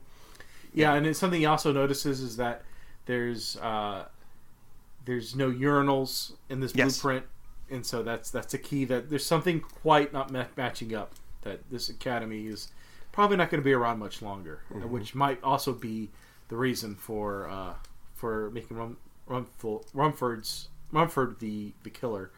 But let's see, what else do I have in my notes here? Okay, so he does. So let's get to where Columbo finds Springer. So yeah, he talks to the girl. He's able to follow basic detective work. He's able to follow the girlfriend back and finds Springer. I don't know how he gets Springer to come back though. We see him. Would you have returned, or would you say, I just give in, arrest me? I would have returned. I wouldn't have said. I'm sure he had a conversation with him where he said, "I don't think that you're not responsible for murder. In order for a murder to be committed, it has to be intentional. I just want to let you know also that there was C4 explosive inside the cannon. So regardless of whether or not you stuffed that rag down there, he would have died anyway. So you should return to the academy right now, and we're going to talk to Rumford alone." And we also found out that Springer is such a delinquent that he would leave the campus, and he got written up multiple times for leaving the academy at night, I guess, to go have a little fun, a romper room fun with his girlfriend. As you do when you're that age. I mean, geez. Yeah, sure. Yeah, sure. Yeah. So apparently he did it the night he was supposed to clean the cannon on Saturday for the founders ceremony. Oh, that's right. So yes, that's right. That's right. So there's no way he could have left the rag down there, because the cannon would have been fired the night before. Yes. It fired off perfectly. So when he had to clean it that evening, he never did. So something happened. Somebody sabotaged the cannon. It had nothing to do with Springer. And that's it. I think that's that's the clincher. Not the clincher like the end of the episode, the gotcha clue, but I think that's when Columbo knows that it's Rumford. That he can prove that it wasn't. Right. Yeah. And so Columbo tells Rumford this. And another thing is that I love how Columbo plays mind games. And in this one, it's perfect. When he's with Rumford, after he dismisses Springer, he says something to the fact like, because the whole time he's playing off the fact that, oh, somebody was trying to kill the colonel, that you were the original target all along. And Colonel Rumford's like, no, I don't know anybody. I didn't have any enemies in the past from the previous war, any spurned lovers or whatever. He didn't have any enemies. And Columbo's like, you're right. Let's keep it simple. What we're looking, why are we looking that it's one of the cadets, and two, why are we looking at someone's trying to kill you? Let's assume keep it basic. Someone was trying to kill William.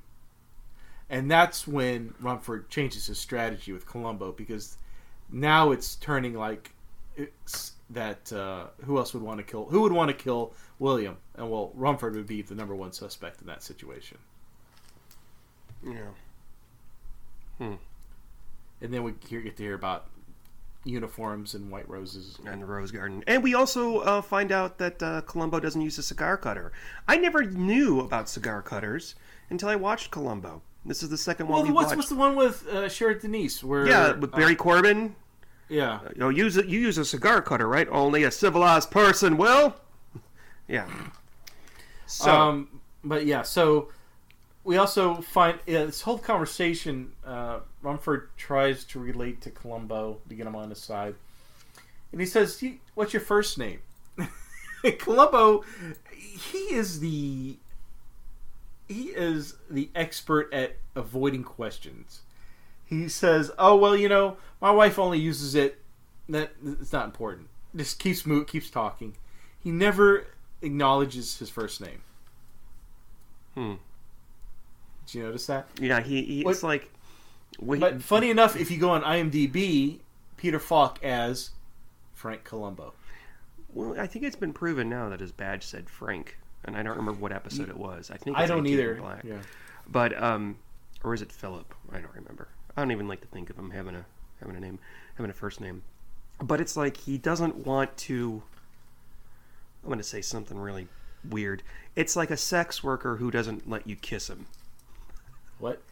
A sex worker that doesn't let I you heard kiss you. them. I heard you. It's like, okay, I don't want to get too why close you to brought you. that analogy up. What is You are a murderer. Uh-huh. You are a part of my job. I don't trust you. I know you're being nice, but I'm not going to tell you my first name. He says only my wife uses it. I think that's bullshit. I'm sure that, folks back at the office use it. As you do. How do you know they don't? How do you know that about sex workers? Because of movies and shit. You ever hookers don't like Pretty Woman, because Julia Roberts wouldn't kiss. I haven't seen Pretty Woman in like 5 years. I don't know. I haven't seen it in like ever. And I know that line. She says they don't kiss. They don't kiss. I don't kiss. She doesn't kiss. No. All right. Well, cool. A lot of them kiss. A lot of them don't. Really. And I think you have to be a returning customer. Ow. Why am I talking about this? Why do you know this? Yeah. The shit that I pick up from my friends and stuff. Okay. Your friends. So 3 a.m. There's a surprise inspection. Rumford is looking for that elusive cider that he saw hanging. Why is it hanging from a window? Please, somebody email us. Let us know how that works. Well, this is the thing. It was okay. Normally they keep it in the ceiling of the they hide bathroom. it there, but at night they have to ferment it, which I don't know how that ferments it. I don't either. I don't know. There's no sunlight. I mean, this is not. I don't even. I don't know. I don't. Maybe somebody could tweet us or email us. And especially if you tweet, say, in your episode about Dawn's Early Light, I wanted to let you know that you have to do this and that with cider. Okay. Because so is that basically apple juice? I mean, what are we talking about? It starts out as apple juice, and you add some yeast to it and shit, and then you make some. I don't know. We should do this sometime. We should make some homemade wine. Yes. I've got some. I've got some in the fridge right now. By the way, I forgot them. Some homemade wine. What? Yeah. My partner Tom went to meet some friends for some Thai friends of his because he's Thai, and the one lady made pineapple wine. She made it at home, and she gave it to him. She gave him a water bottle filled with it. Oh gosh! And it looks bad. It looks like. Why wouldn't you just go to fucking Walmart and buy a $3 bottle of wine? Because people would be bad. Well, I tasted it. It tasted like pineapple, but I can't drink anything that looks like something that you would throw out if you worked at a hospital. Let's just put it that way. Oh. I could taste alcohol. I could taste pineapple, but it didn't taste like wine. And it's still sitting in there. And there's like sediment in the bottom of the bottle. It's like... I don't know. Anyway. So, okay, yeah. So, 3 a.m., there's an inspection going on. Rumford and Captain Loomis are determined to find this cider. They think they found it in the latrine, but it turns out that Columbo took the cider earlier and is hiding it. Yeah. And afterwards, all the guys are getting together, like, "Hey, what's going on? Did you move it? What's going on?" And Columbo shows up. I moved it. He says, "I want you to tell me everything about the cider. Where you keep it, when you kept it there, when you moved it, all that." Because as it turns out, that's the key to the case. That's the killer clue. Right, yeah, because it places, the timeline. Yeah. When everything would have happened, the Colonel, would have seen it from his point of view, from the cannon, what time of morning, whoever sabotaged. Because at this point, we've established that it wasn't Springer who screwed up. It was something that was deliberate. Mm-hmm. So we get to the last scene. and we have I can't remember how it happens. Do you want to take it from here because I'm having memory? Sure. So Columbo tells Rumford that he's found. No, did Columbo say he found the cider? I don't think he found the cider, but this is what I don't remember. I don't know. I don't remember how we get from the scene in the bathroom to the last scene out in the field by the gun. Oh, I know. I remember. Okay, so no, they hang the cider back up in the window.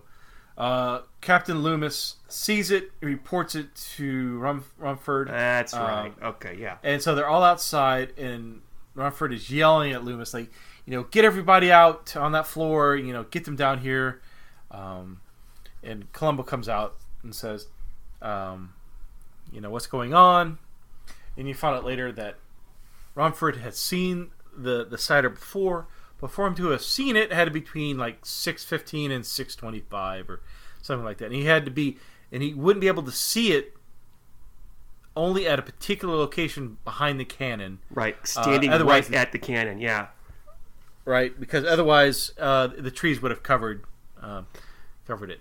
The point being, Colonel, it wasn't the only night that they hung it out is Saturday night.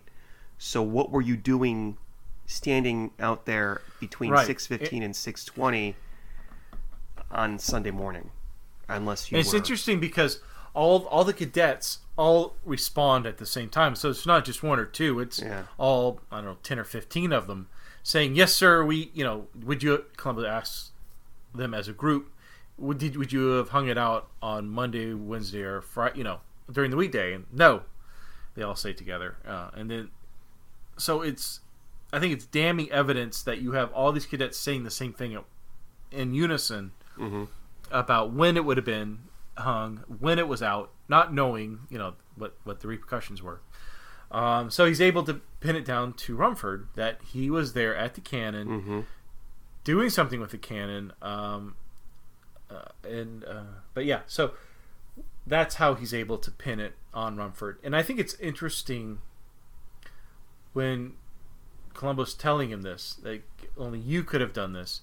Rumford says, "I would have, if I had to do it over, I would have done it again. I would have done the same thing." And Columbo almost has a look of disgust on his face. Did you notice that? Mm-hmm. Because usually, people, when they murder, it's a crime of passion. They don't mean maybe some circumstantial situations, but Rumford, he would have done it again. But I think in a way it was very honorable. He was trying to save the Academy. Yeah, it was, and he believed it was honorable, and he believed that he was doing the right thing. And I think. Yeah. So, we always ask at the end of these things, when did Columbo suspect? I think we already discussed that. But also, did they serve time?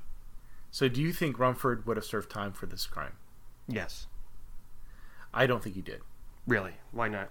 I think he went back to his room and shot himself. Oh, okay. No, you're absolutely right. Yes, you're absolutely right. He would have. I mean, if he hadn't, he would have served time. Because I can't think of any other reason why he wouldn't have seen the cider in the window, unless he was in that vacant room at some time during the night, and there's no explanation for that. Yeah. But I don't know if he would have been given the opportunity to go back to his room and shoot himself, because he says to Columbo, "Can I just dismiss my men?" He dismisses the men, and then presumably Columbo cuffs him and takes him into the squad car. I think he would have said, "I agree. I agree. One final moment." Yeah, I agree. I would have thought he said, "I would like one final moment alone." And Columbo, being the empathetic guy he is, be like, "Sure, I'll give you 10 minutes," and that would have been it. I think he probably if this was killed himself. Yeah. There's a series of books I read by Rex Stout, and the detective is Nero Wolfe. And at the end of like 75% of these mysteries, the murderer always kills themselves, and it's always like he gives the murderer a chance to kill themselves before he turns them over to the police, because it's a private detective, and it's interesting. Anyway, but I agree, he would have killed himself. He would have shot himself. He would not have been able to be in prison under somebody else's command, so to speak. Well, and then the embarrassment. I think he would have. Yeah. I think it's interesting, though. I mean, throughout the whole episode, Rumford enjoyed barking out orders. I think he enjoyed embarrassing people under him, including Captain Loomis, the cadets. I mean, he did this all the time in front of Columbo. He'd be like, Columbo's like, "Oh, I'll leave you," and he goes, "No, stay here." And he starts yelling at Captain Loomis, or he starts yelling at a cadet. And he's always telling Columbo, "Stay here," you know, as he then begins to berate whoever, right? Mm-hmm. And so he gets his kicks. In my mind, this character gets his kicks out of that. But in the final scene, when he's ordering, I mean, he's losing his mind. He's yelling at the Captain Loomis to get those cadets downstairs and onto the field, and talk about punishment with the cider. He tells the cadets to, I forget what the order he tells them, but Columbo says, "No, don't do what the colonel says. You do this." And Columbo is actively removing his chain of command, or his ability to command people, away from him. Yeah, and demoralizing him right before, because Columbo is now taken over. And he's telling those cadets what to do, and the cadets are listening to him. They're not listening to the colonel anymore. And for that brief second, and it pisses me off. Yeah. Mm-hmm. All right. So you're ready to review? Let's review it after a word from our sponsor. After these messages, we'll be right back. A ranger never takes the easy way out.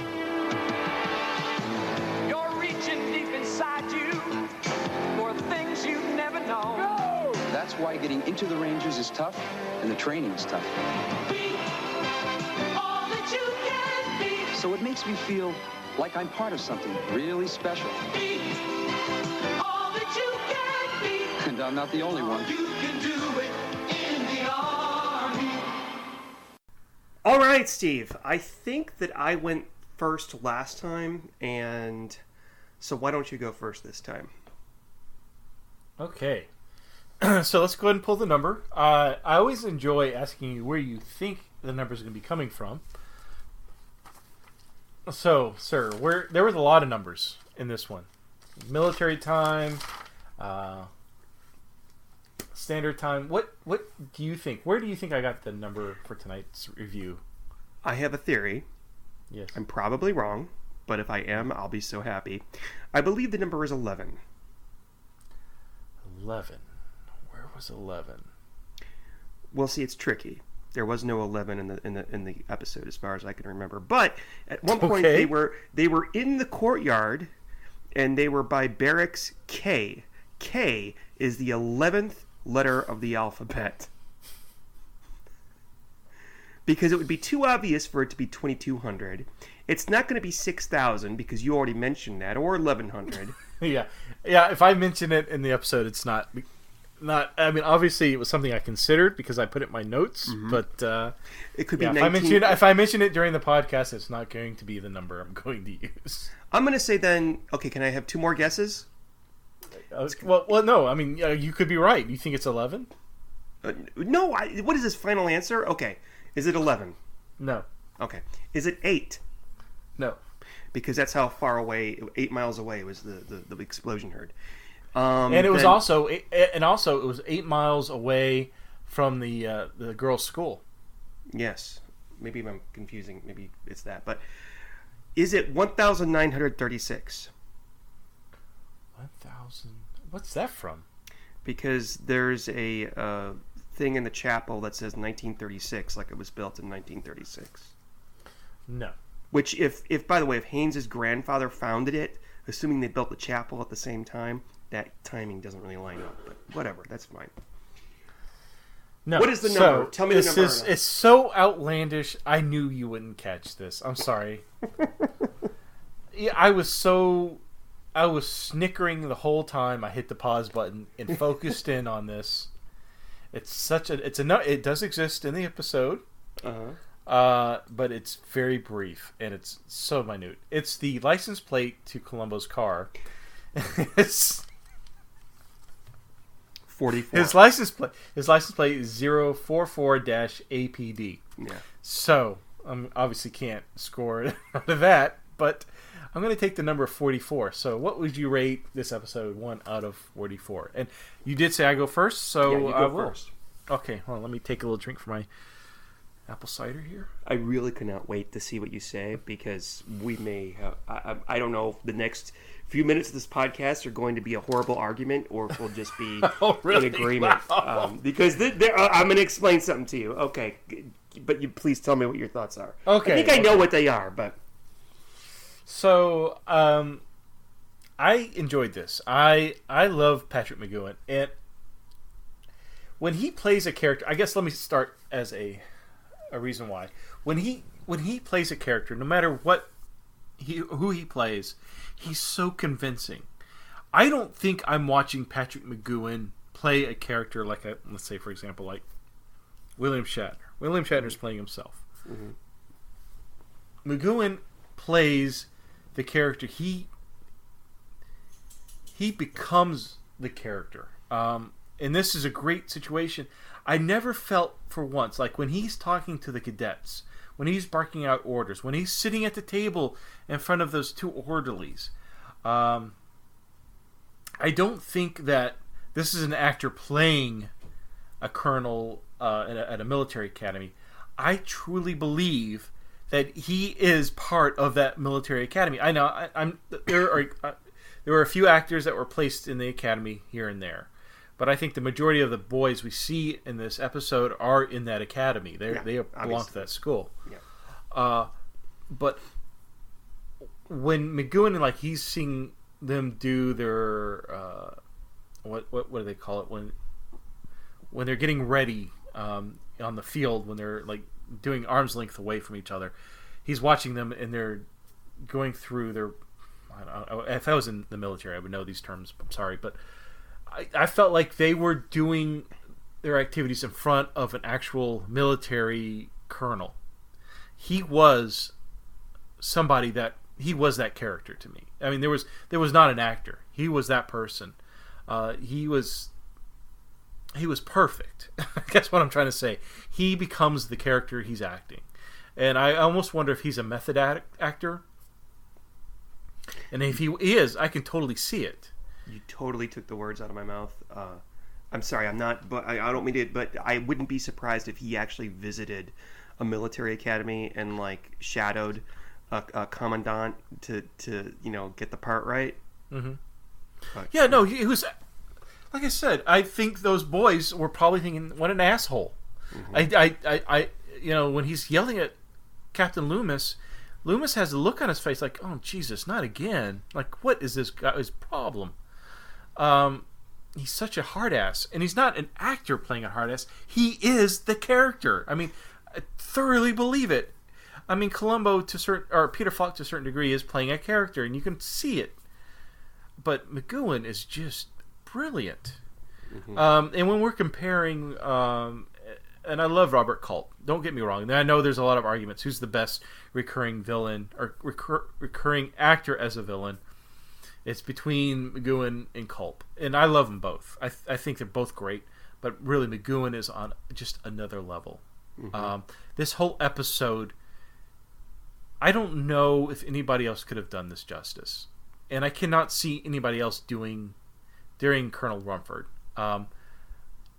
Every scene he's in, you just watch, and I totally felt he was this asshole of a hard-nosed MFer that I hated him, but because that I was so entrenched in my feelings of him, of a jerk, it really made me appreciate McGoohan. And I'm sorry, I thought that if it wasn't for him, I just honestly don't know where I'd rate this. It was a really good episode. This is worth rewatching over and over. Out of 44, I mean, I don't like to give it the perfect score, but man, it is so close to perfection. I want to say like 42.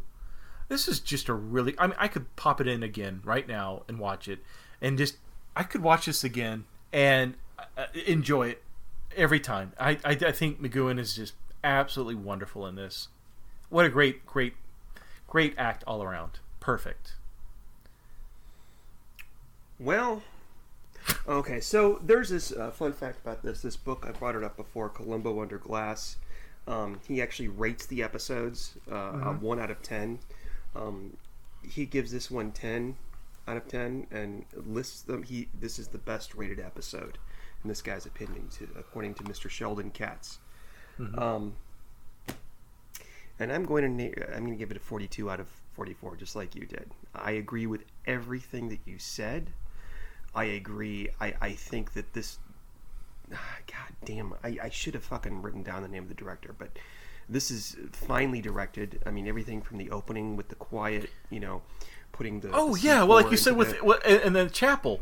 Yeah. You're right. The whole scene, like when the service is dismissed, the chaos of all the kids running or leaving past the camera, they're coming at you, you get the feeling of not anxiety, but yeah, I was gonna say it makes you a little bit anxious, just a little bit. Makes you anxious, but yeah, it's with the chaos or with these kids leaving.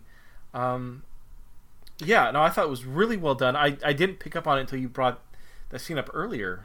There's another scene where Columbo's looking at a map where he asks the guy about shouldn't there be a door there, and the guy's like, no, there's never been a door there, and then the guy dismisses the cadets that are behind him, and they all run around Columbo. So there's this shot of Columbo just stupefied looking at this map while all these kids like run around him, and it's just bizarre. It's like it's not that it doesn't belong, but it's just something like a really nice way of putting a lot of action both in the foreground and the background and different layers of action that I really enjoyed for basically a story that has people talking in rooms. I think that there was nothing. The only thing that I question is why the fuck did they put the cider out on Saturday night on that particular night and no other night? I don't understand that, and maybe that has something to do with how to create cider or how to make maybe your own cider. Because there's no activity. Possibly Saturday night. Saturday's kind of a weekend, so nobody's going to be out and about. I don't know. So on a Sunday, and it's in a vacant room. I do think that if the colonel didn't kill himself, he would go to jail. I think there's just too much evidence against him. Even if he did go to jail, he would have hung himself. I mean, he would have. Yeah. He would not have taken that embarrassment lightly. So it's a well-deserved Emmy by Patrick McGoohan. I think that the scene between Columbo and him in his office about in the last act or so was really good, where Rumford just breaks down and starts talking to Columbo about personal things, and you said that you think it's because he's intelligent and he's smart and he's trying to get to Columbo's level. I actually saw it differently. I saw him as realizing that this is the guy that's going to catch me, so I better just be comfortable. Would you have a cigar? I'm not sure. I think you're probably more right about it than I am, because I initially thought it was a sign of respect that he wants to know this lieutenant better now that he knows that the lieutenant is after him, that he's so intelligent that he can catch him. But maybe you're right. I don't know. I can see it both ways. Either theory is good, I think. This is in my top 5. This was not in my top 5 before we did this podcast. This was one that everybody lauded as one of the best ones, and I never really got it. But then again, I never really sat and really watched it critically for something like this. And there are no holes in it. It's just a perfect episode of Columbo. Oh, and I did have a problem that I think it was a little tiny bit padded. I did look at my phone for something at one point, and that was when he goes off to find Cadet Springer in a boat or whatever he is. That was a little bit... I agree 100%. When that was going on, I think picked up my phone, and in my mind I'm like, this feels like padding. Yeah, that's exactly what I thought. That's exactly what I thought. Yes. So I agree with you on that. But it wasn't very long. And they threw a little humor in it with the girl, like, "Are you sure you're a cop?" Yeah. That doesn't look like a cop car. And he shows her badge, and he goes, are you sure that's a real I'm like, why are you asking these questions? Yeah. It's like, if you don't think he's a cop, don't answer the questions. It's just funny. But yeah, it was still funny. And yeah, and apparently Springer was going to go north to San Francisco, and I also felt like there was a few scenes that kind of leaned towards homosexuality in this. What? What? Okay, that was just me then. Okay. No. Please tell me. I never got that, but okay. Tell me if I'm wrong, and I'm not trying to offend. So, okay. This scene at the very beginning. I mean, it starts at the very beginning for me. When the colonel is, he's modifying that shell, that artillery shell, and he's polishing it, stroking it up and down. I got a certain.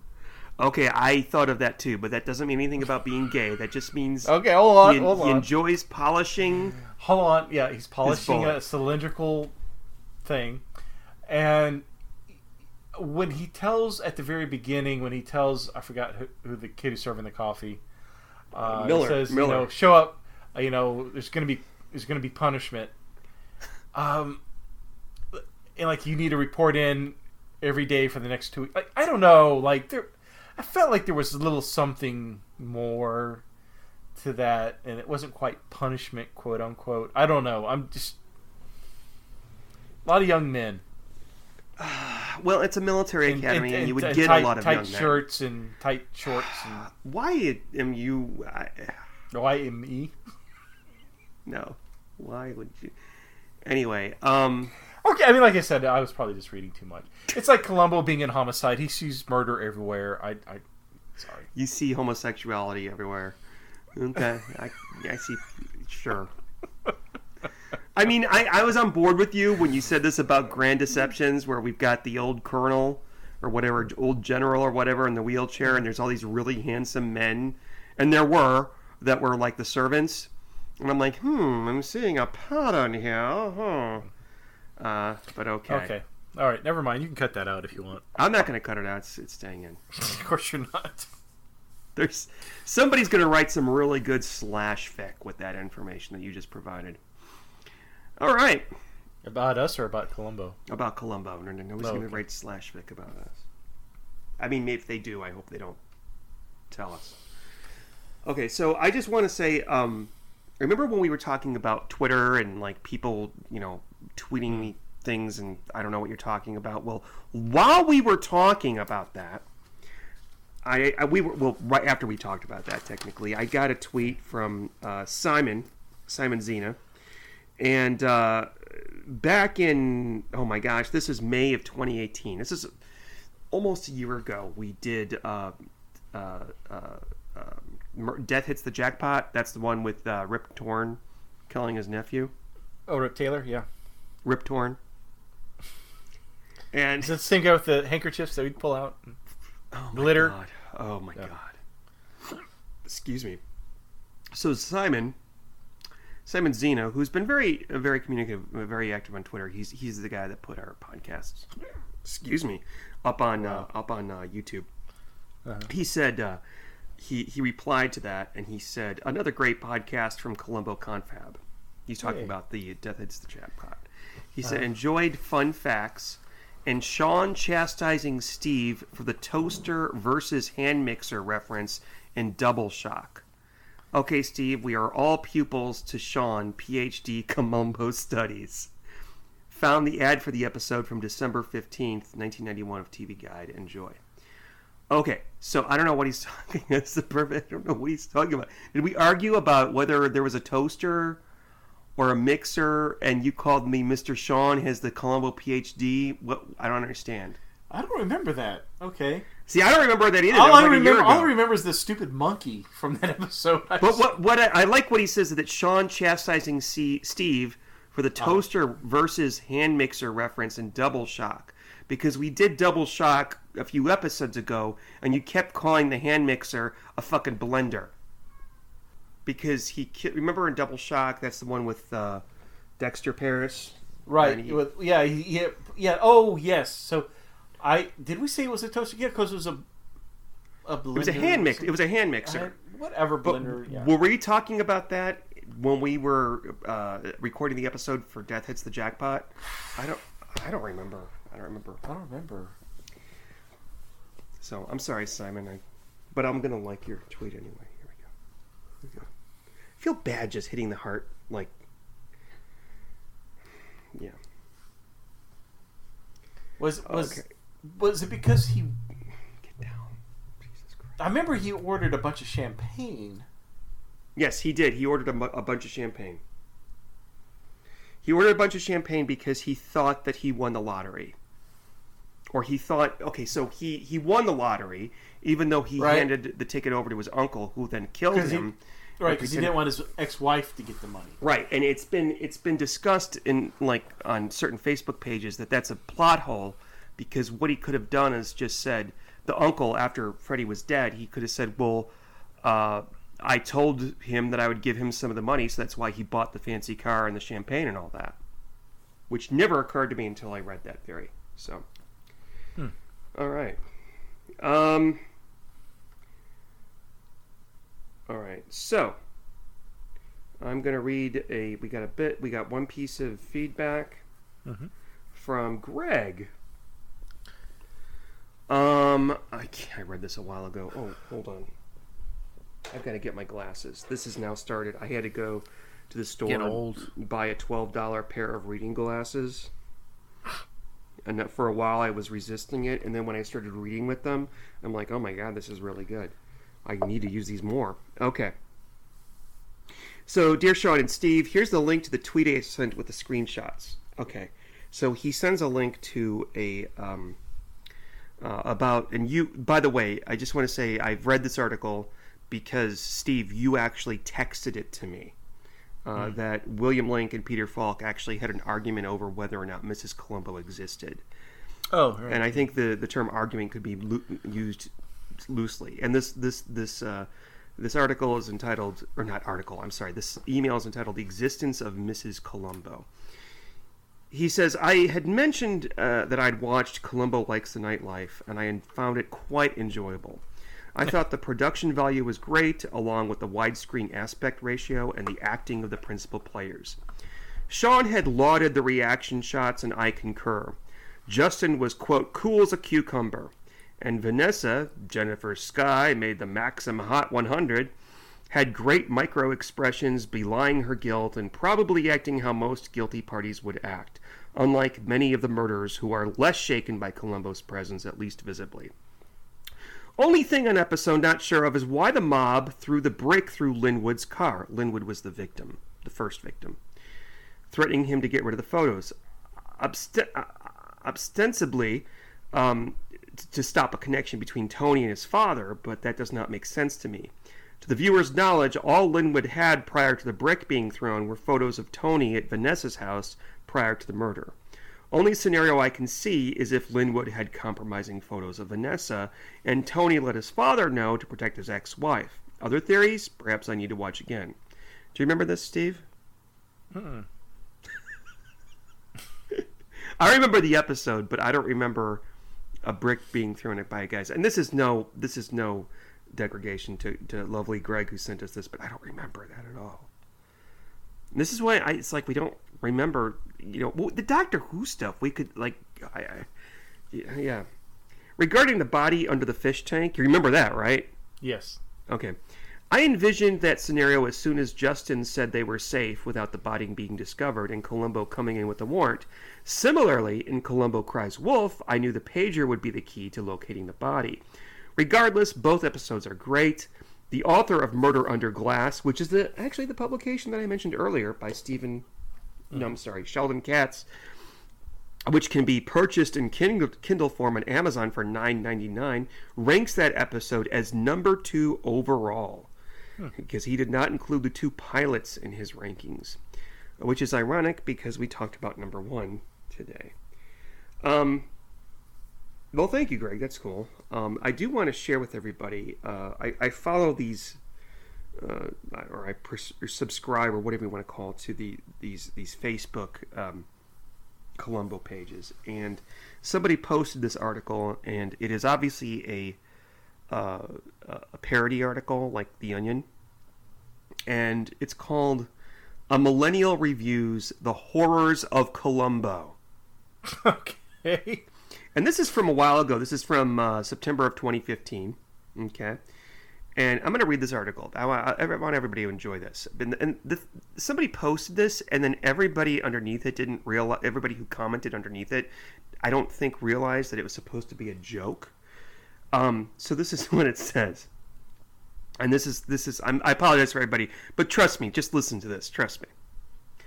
I don't know if you guys have seen this show called Columbo, but it is messed up with a capital Up. As I explained a few articles back, I accidentally watched the show for about 9 hours because I thought it was The Wire. Then I had to go back and watch the actual The Wire in order to write about it, which took up so many hours I ended up failing improv and losing my bar backing job at Chuck E. Cheese. Yes, they have a bar. It was worth it, because in my opinion, the best TV show ever, except for also Breaking Bad and The Supremos, or whatever it was called, but it was longer than a bathroom line at a Coke bar. I mean, geez, who wrote The Wire? David Foster Wallace? Anyways, back to Columbo. Columbo is basically a show about this creepy stalker who uses white male privilege to solve murders. The first episode, he's talking about Murder by the Book, is completely bonkers. It begins with Columbo meeting this guy who looks like he plays bass in Fun and knows where to get quaaludes. I guess this show came out in 1968. Actually, this episode was later in 1968. So everyone in it looks like a character from the Venture Brothers. I don't know what he's talking about. So Turtleneck Guy has just murdered his friend with whom he writes mystery novels, and now he has to convince Columbo that it was an assassination. In the middle of all this, some rando Tinder skeeza shows up and tries to blackmail Professor Haircut about the murder, so he gets an Airbnb with her somewhere in the woods, and then beats her over the head with a bottle of some kind of mysterious champagne that you can't buy at a gas station. He dumps her in a lake, and then eventually Columbo figures the whole thing out and arrests him. Pretty simple 20 minutes of television, right? Wrong.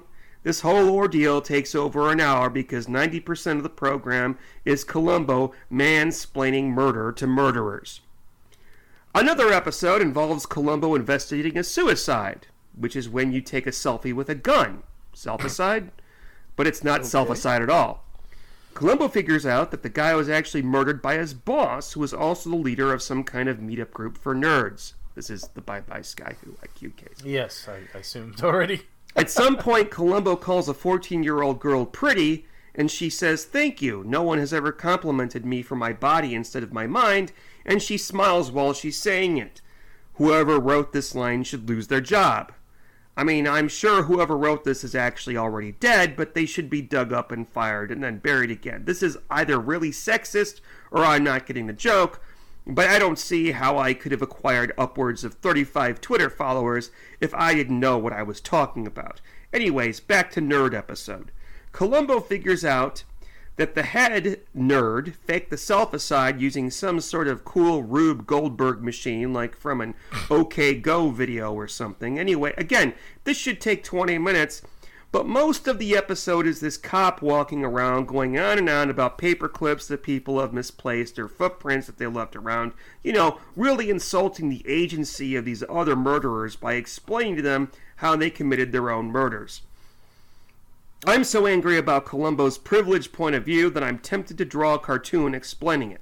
I'm a man, though, so if I explain something that's mansplaining, even if I explain mansplaining, I am now effectively mansplaining. I have confused myself, so on to the next paragraph. A third season episode titled Swan Song guest stars Johnny Cash as the murderer. Johnny Cash is... I love this one. Okay. Yeah, Johnny Cash is the only country artist I like, because he sang about cocaine and killing people, and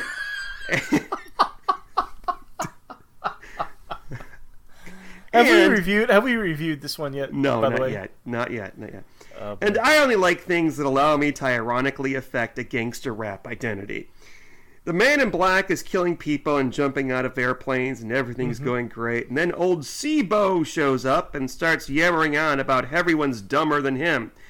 Honestly, I haven't felt this assaulted by words since I huffed Air Duster and watched Jello Biafra do a spoken word set about hegemony. I don't know what he's talking about. Did you know? I just found this out. So the latest thing for kids to get high off of, instead of apple cider, is boiling tampons and inhaling the chemical. Oh, that's got to be made up. No. Oh my God. Is this before or after they do the Momo challenge? What? The Momo challenge? I don't have time to explain it. This is over 2 hours long. Go on. Okay, so if anybody ever did that to me, and I would not block them on Facebook. I'm sorry, if anyone did that to me... Huffing boiled tampon chemical? No, I'm reading the article. Oh. He goes, oh, I'm sorry. Columbo keeps doing this thing where he leaves the room and then pops back in and goes, oh, and another thing. If anyone ever did that to me, I would block them on Facebook and Twitter. Not Instagram, though. I'm not a monster. He also has this... He also has this creepy hunchback thing going on, and I think maybe a glass eye. Columbo kind of looks like one of the elves from Harry Potter, and he is just as annoying. Someone should make a BuzzFeed video titled, "If Women Talk to Men the Way Columbo Talks to Murderers." Another thing that really bothers me about this show is that Columbo is constantly talking about his wife, and yet in the 30 years this show was on the air, we never see her. Well, it wasn't on the air for 30 years, but whatever. Columbo fails the Bechdel test harder than I failed my drug test when I applied to be the guy in the Super Mario suit in Times Square. Seriously, though, why isn't Mrs. Columbo ever on screen? Whoa, what?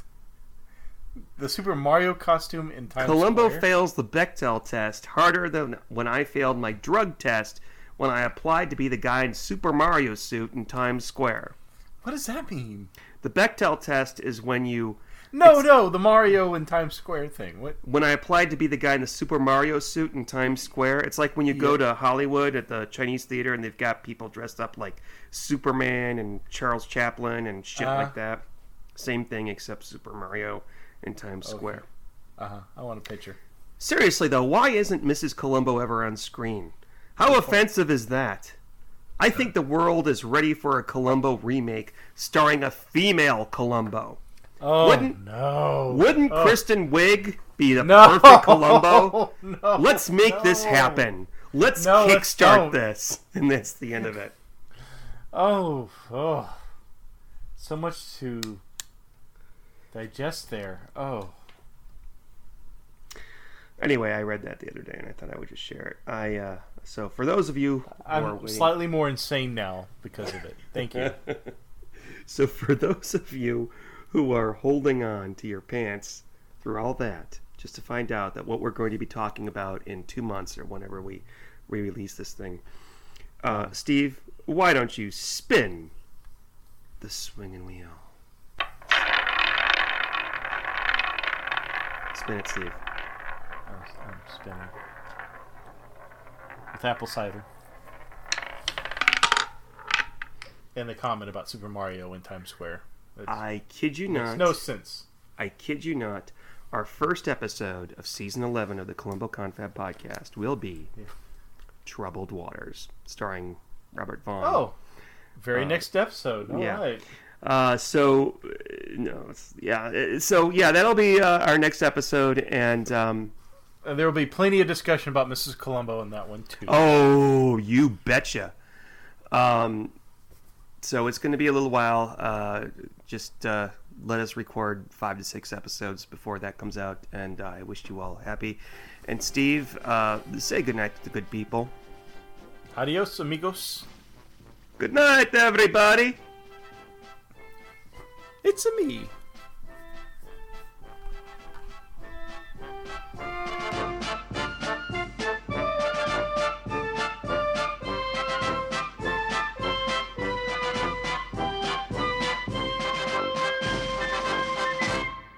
Thank you for listening to the Columbo Confab Podcast. To email us with a comment or question, write to columboconfab@gmail.com. Follow us on Twitter @columboconfab, and look for us on Facebook.